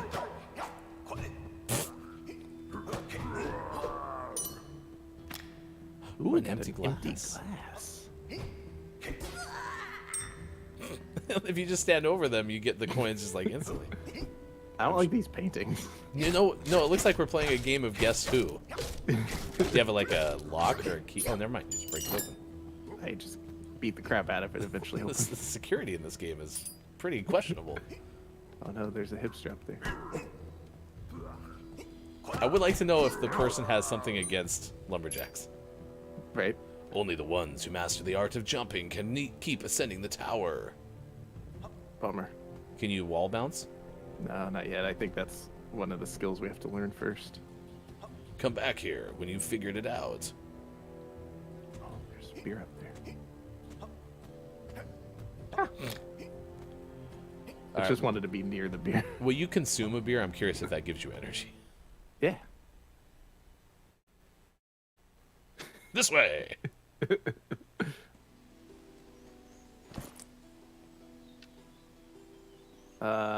Gives you a bit of happiness and restores 20 HP. Nice. All right, let's go find that lamp. I like how the hipsters are about the same, like, difficulty to beat as the floating heads. Well, the non-floating heads, the grounded heads. The hopping heads. I did like the, like, whatever that was, where it's, like, they'll probably respawn. Yeah. Which I think is handy because I think a lot of the trophies in this game, when I looked at it, are like kill 10 of these enemies, can kill 10 of these enemies, etc., etc. If only you could have, like, always 3-hit those things. So, all right, there you go. That is our first look at Clunky Hero, our January name of the month. It controls pretty well. I'm a fan so far. I mean, I know, you know, you and I both, the attention span for reading all the dialogue on the screen is tough. But, like, the art, really, really fun-looking game. So Yeah, and the humor's good. I like the meta humor. The self-aware writing is good. So far, I'm enjoying it. and also SharePlay. Can we get a shout-out for SharePlay? That worked really well. Yeah, how'd that look going over the stream? Yeah. Yeah, I'd be interested to watch that VOD as well and check. Oh, are you out of drink? No, there's a little bit. A little Had swirl. to give it a little swirly. You looked forlorn. I saw the bottom of the drink and it made me sad. Yeah, it was not a good moment.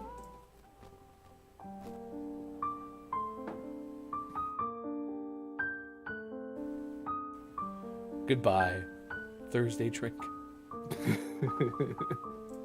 All right, it's 8:41 West Coast time. It's time for the Gaming Morning Show, Morning Gaming Renews, a recap of the video game headlines that we shared in the 6 o'clock hour. You can get these after our show is over on our Instagram at Gaming Morning Show. Also want to give you a shout out to Look It's My Go, who is on right now. If you would like to say hi to Mike. We're not going to be sending you over at the end of the stream, but did want to make sure that you know that Mike is streaming at this time.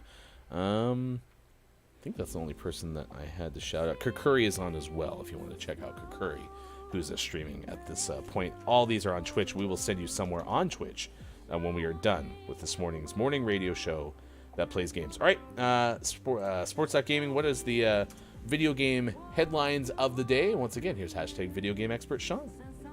Good morning. It is still Thursday, February 9th, 2023, and this is your gaming morning show, Morning Gaming News. We talked a lot about Nintendo this morning, as there was a Nintendo Direct yesterday, which we checked out, and a lot of stories came out of that.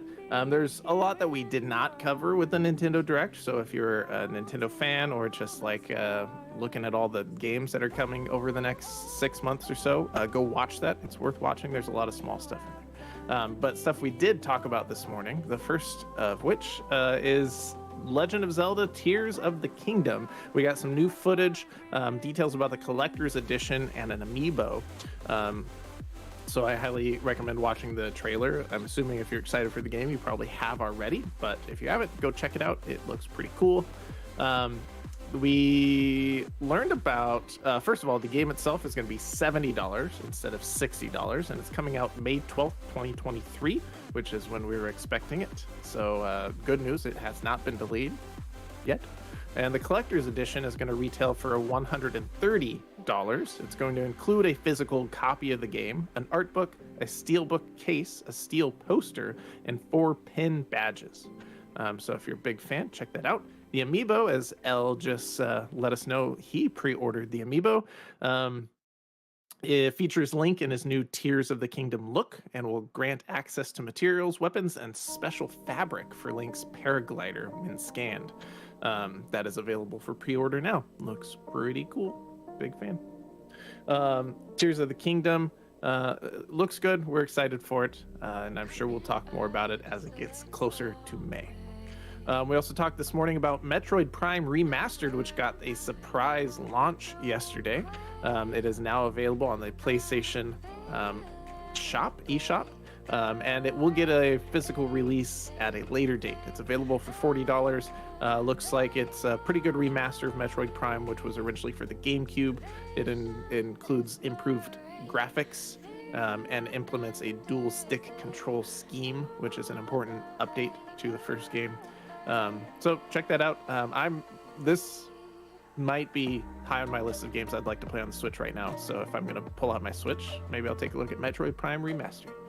Speaking of games you can check out right now on your Nintendo Switch, they have added Game Boy and Game Boy Advance games to the Switch library. These are available for anyone who has a standard Nintendo Switch online subscription. And the library is going to continue to grow. Right now, you can play on the GameCube, Alone in the Dark, The New Nightmare, Game & Watch Gallery 3, Gargoyle's Quest, Kirby's Dream Land, Legend of Zelda's Link's Awakening DX, Metroid 2, Super Mario Land 2, Tetris, and Wario Land 3. On the Game Boy Advance, you can check out The Legend of Zelda, The Minish Cap, Mario Kart Super Circuit, Mario & Luigi Superstar Saga, and Super Mario Advance 4, Super Mario Bros. 3. Include and a few others that are on the list. So check those out if you're a fan of Game Boy era games, as they are up there now. More to come also in that regard. Out today we had some highlights such as Demon Dark out on PC and Winnie the Pooh the Serial Killer out on PC, but none of those held a candle to our prestigious name of the morning, which was Garbage Truck Simulator out on PC. Oh my gosh, I don't want a Winnie the Pooh murder game, please. Nobody asked for it. I don't think so. Hard. I'm sure someone wanted it. I do have some nominees for Billy Thundergun, a teammate of the match. Chris Yuki says my Switch is solely for my Disney Dreamlight Valley obsession. That's good. Element of One said I just pre-ordered my. I thought that said aimbot. It's not the amiibo. Yeah, not aimbot. It's a different thing.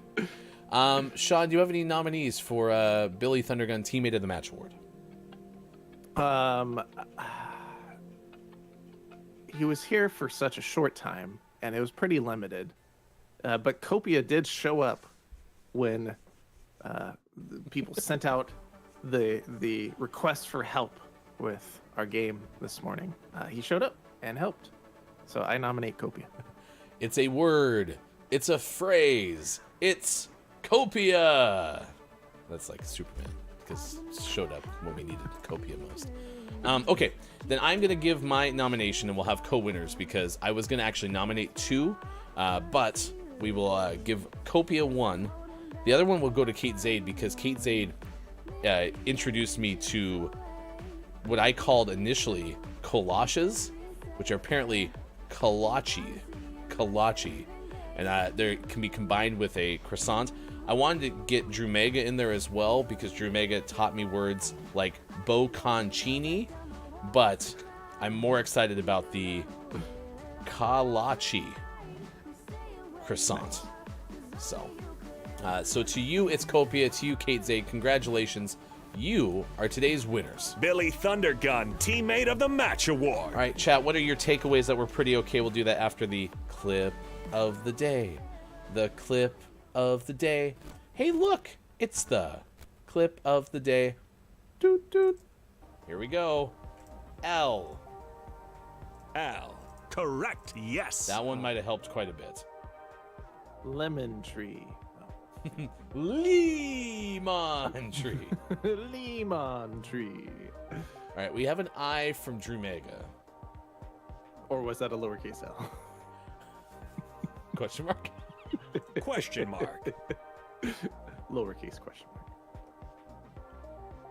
So I want the last word to be yellow. It's not, because there's no E. Oh, it's Weeping Willow. Cracked. This whole Piece of time, cake. you were all worried. Cracked. Copia's there with me. I like how you said just all nonchalant. Oh, it's Weeping Willow, you idiots. There you go. That's your clip of the day, you idiots. It's a Weeping Willow. It was so obvious once it was obvious. We were never worried. We were quite worried. We were incredibly worried. Until we weren't. I liked Gray at one point was like, nobody panic. And then somebody else was like, we're totally panicking. I think it was Scott Chick. Scott Chick here said, everybody panic. Oh my gosh. All right. Takeaways that were pretty okay. And then we're going to send you, if you're watching on Twitch, over to Terrible Gaming 123. We all can't be great gamers. So welcome to Terrible Gaming, where we are all about the vibes and the game comes second. So come hang with the Terrible family for good demon time vibes. Playing today Forspoken. So if you'd be so kind as to say good morning from GMS, we truly would appreciate that. Referral from that Chef G, I believe is the handle, who I was watching yesterday. So it made me think to check who was on suggested channels from Chef G. So there we go. That's how we got to this point today. Sean, what is your takeaway that was pretty okay? My takeaway happened during the This Day in Gaming History section. I learned that in the year 2010, February 9th was a pretty solid day, as both Dante's Inferno, which I enjoyed quite a bit, and BioShock 2, which is fantastic, came out on the exact same day.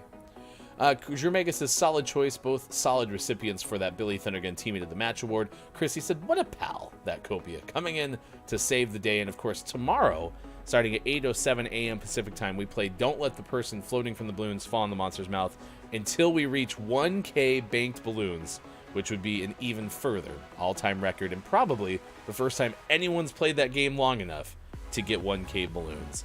My takeaway that was pretty okay is you can combine a kolache with a croissant and get what is probably going to be now my favorite pastry of all time. Nice. I'm okay with that.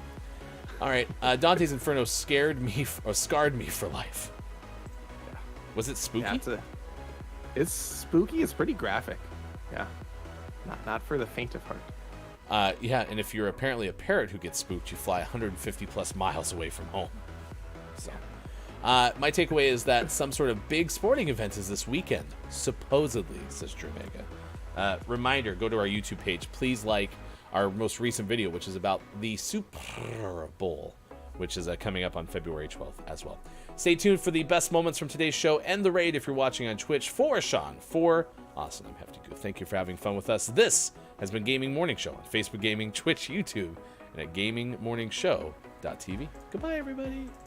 Routinely, it's kind of a thing that they do to give back and make some extra side cash. And I didn't realize it was a process where you're there for as long as you are. Also, I didn't realize that your blood leaves your body, goes back in, and then leaves again or something. Yeah, the plasma donation's a lot more complicated than blood donation. But am I understanding what happens? Like, your blood leaves your body, they extract what they need, but then they have to put the blood back in your body? Yeah, that's the rest of that's mine. You can't have it. That's gross. It's so yeah, because gross.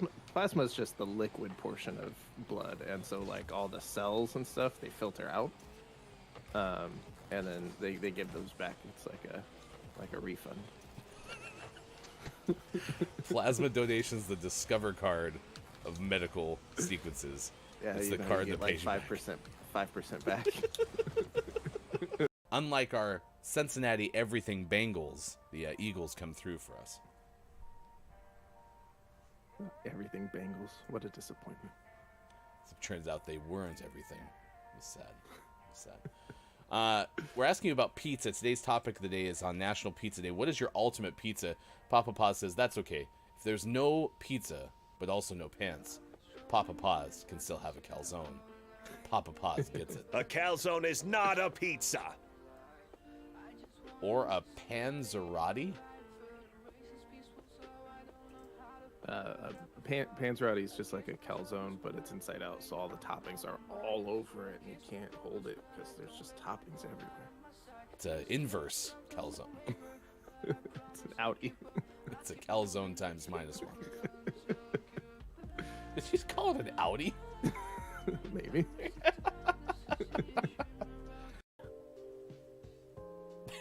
Is that an official term? Yeah. Nice. 5. All right, this is my favorite one so far. Keep it warm. You're driving home from carry out. Put on the seat warmer to keep your pizza warm. You must have seat warmers to qualify for this hack, but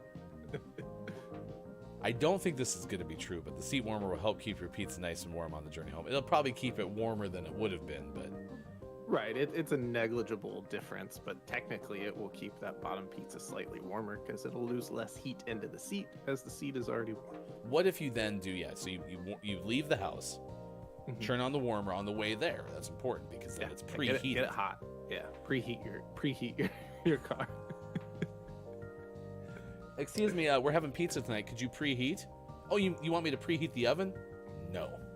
I don't really know what I'm doing.